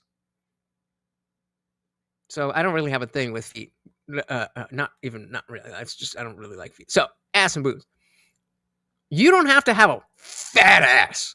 You can have a little something. But if you have smaller boobs, but they're still shapely, then you're more likely to get the chances, at least for me, to get somebody with a fat ass and fat titties. It's happened before, but that's not my thing. No, it's not my thing, but I mean, it's not a common occurrence.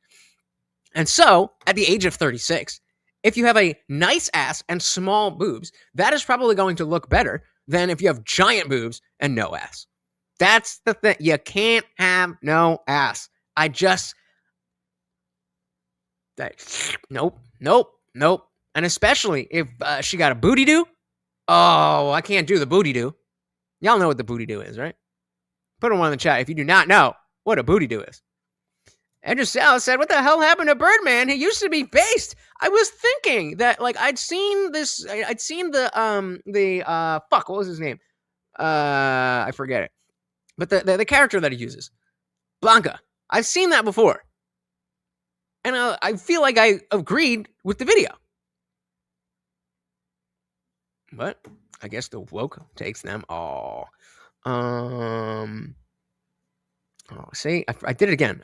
What did I fucking ask you guys? Shit, what did I say?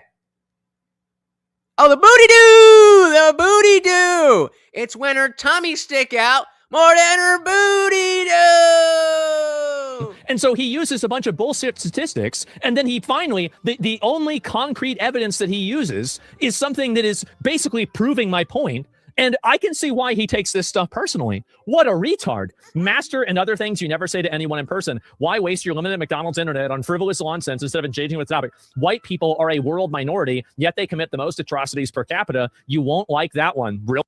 So this is who is throwing the charge of racism. Dare I say, projection. No mud butt. Wait, no mud butt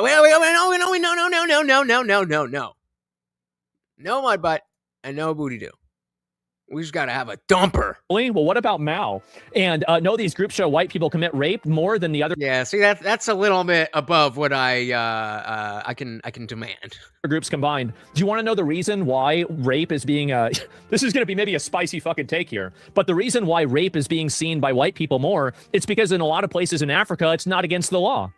That's the reason why. Has it ever occurred to you that they don't even have laws for spousal rape? They don't even have laws for rape in general. So maybe the numbers, you have misunderstood them yet again, my friend. So this whole thing, yeah, duh, fucking obviously. What a stupid argument. Yeah, they don't have the data. Do you know why they don't have the data? It's because they don't care. They treat women like second-class citizens and like livestock. Duh. But let's defend them and shit talk the Western country that has pulled humanity out of that. Yeah.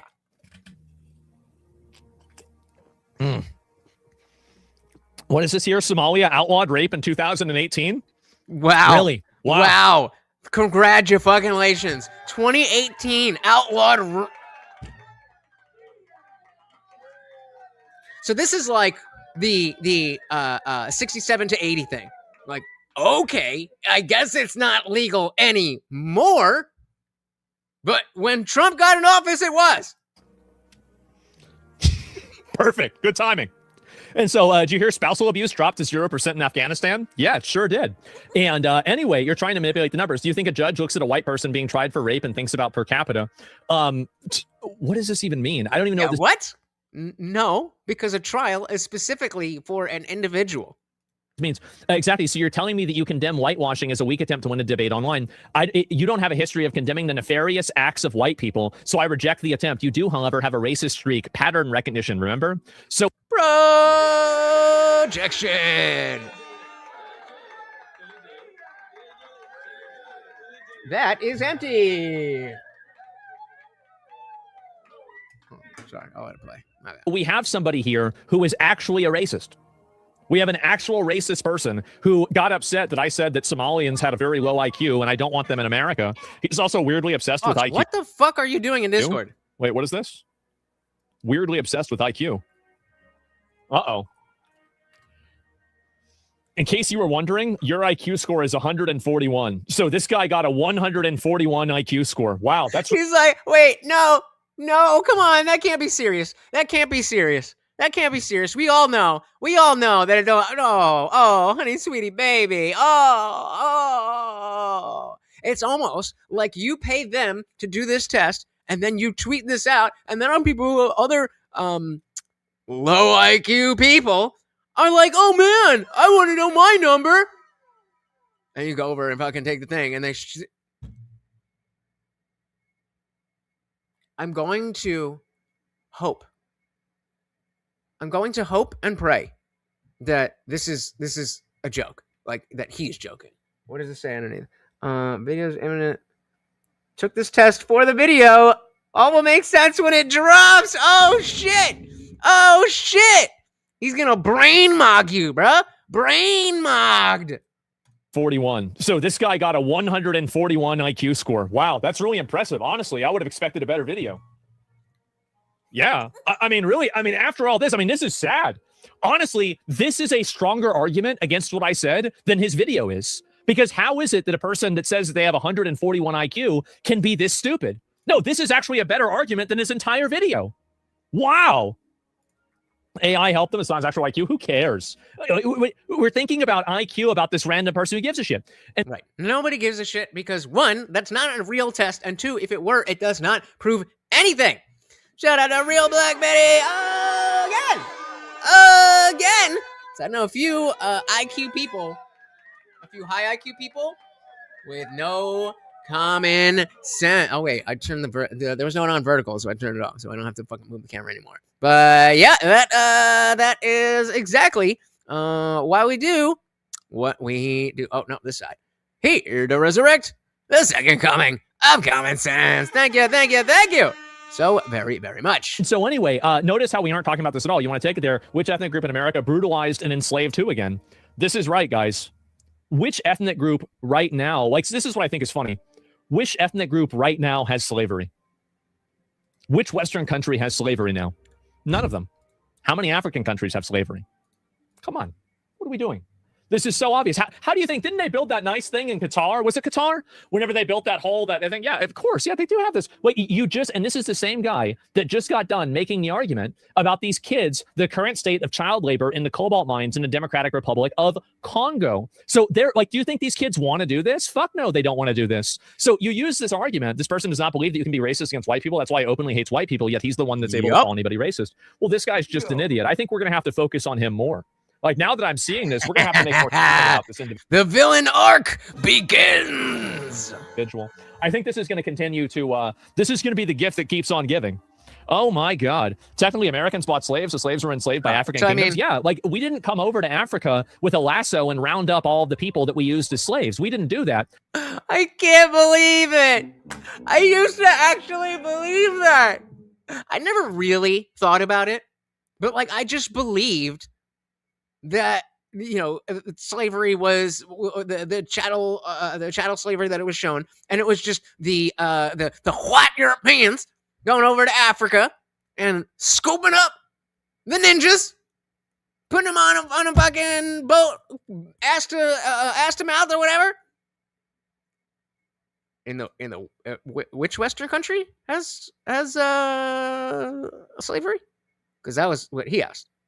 Western country.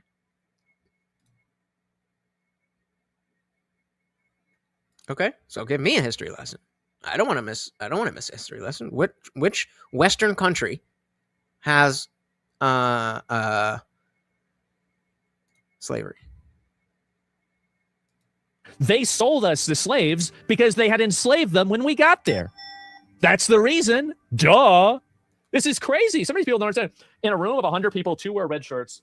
So let's see there. Sam said racism as a term was created to make people feel guilty for having in-group preferences. Racism, in-group preference, same thing. Racism just makes in-group preference, which is normal, seem extreme. And dare we say, icky? This is crazy. Some of these people don't understand. In a room of 100 people, 2 wear red shirts, 98 wear white. One of the red shirts steal, 30. All right, fine. I'll give that to you. Blue shirts steal. Per capita, the red shirts have a 50% crime rate. Blue has a 31% crime rate. Oh my God. The sample size is 30. Of course. Yes. Wow. Fair enough. You win.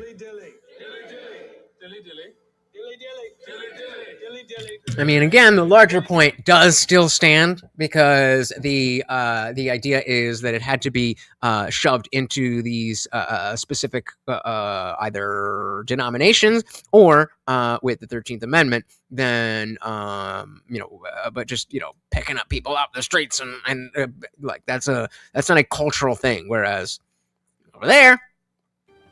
You don't understand what per capita is used for. Only absolute numbers matter for law enforcement. Only absolute numbers matter for law enforcement. What? Oh my god. Oh my god. Yeah, he's also melting down in his own comment section. Wait, what? Oh no. He's crashing out in his own comment. Is this true? Oh no. The Roach King literally reacting to the video. Video's barely enough for an hour. He's that starved for content, and of course, his weirdo audience has attempted to come here. It says 16 minutes ago. So the Roach King is literally already reacting to the video. Brigade the video and leave downvotes. They're saying what they're doing. Unfortunately for them, they won't be able to comment here. Yeah, you can. I can comment. It's not even a big deal. So yeah, I mean, what is this? Yeah, you obviously can. You can comment. You can't shut. You have to. You can't shut down comments from everybody. You have to either turn off comments entirely, or you have to make it to where comments are on approval only. Yeah. Pro tip, guys. I have learned this the hard way. Take the L's when you can take them, because they will be shoved down your throat as much bigger L's if you do not. I think that is a good lesson to leave you guys with.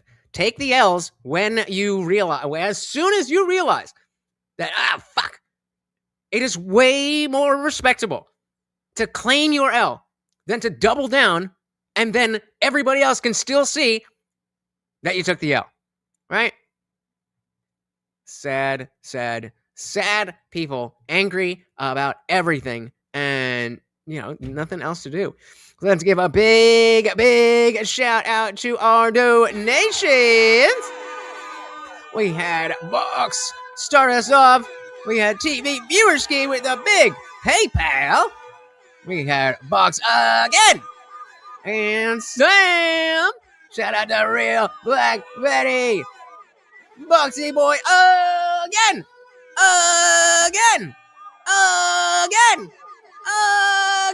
Oh my goodness. Thank you. So very, very much, guys. I really, really do appreciate that. Unfortunately, we are just shy of getting Morty his peanut butter, but that will stay the goal until we get him his peanut butter. And it's actually a regular sized one, not the giant one. So he might be able to get. You know how he can only get his tongue so far in. I was gonna say, but I don't want to talk about his tongue. But he get his tongue all up in there. What is Edge of South saying? Some of the people of Clearwater, Florida, have a way of making people work for free and keeping them against their will. If you know, you know. Shout out to Leah Ramini. If you know. Sam said Asmon has come a long way from where he was when he started off on the YouTubes. I remember from when he started. Yes, I'm old. Yeah, I mean that's a big reason why I never really caught on to him, because I know he came from the video game world, and that's just not my world. But the more I see of him, the more I like, and that doesn't mean that I agree with everything. But it is a very interesting way to just see the world. He's got a very interesting way to see the world, because he's very grounded and down to earth, but also is like, running the whole fucking shit. So he knows what he's doing. Very, very interesting, guys. Thank you so very, very much for hanging out. I know that you could be doing anything in the world, and yet here you are chilling out with Morty and myself. I couldn't decide if I wanted to say Morty or the Overlord. He is both.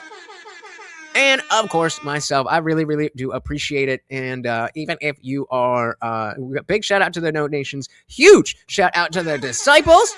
Give a dilly dilly to y'all. But even if you are just hanging out and being part of the chat, I very, very, very much appreciate that too. And if you are new, please do hit that subscribe. I'm live every Monday, Wednesday, Friday, 8 p.m. Eastern, and sometimes whenever I feel like it. So hit that subscribe. And YouTube sucks with those notifications, so you may as well hit the bell so you never miss an Indian Jesus live party ever again. Until next time, guys, I cannot wait to fall asleep. Fuck the fucking snow. Peace.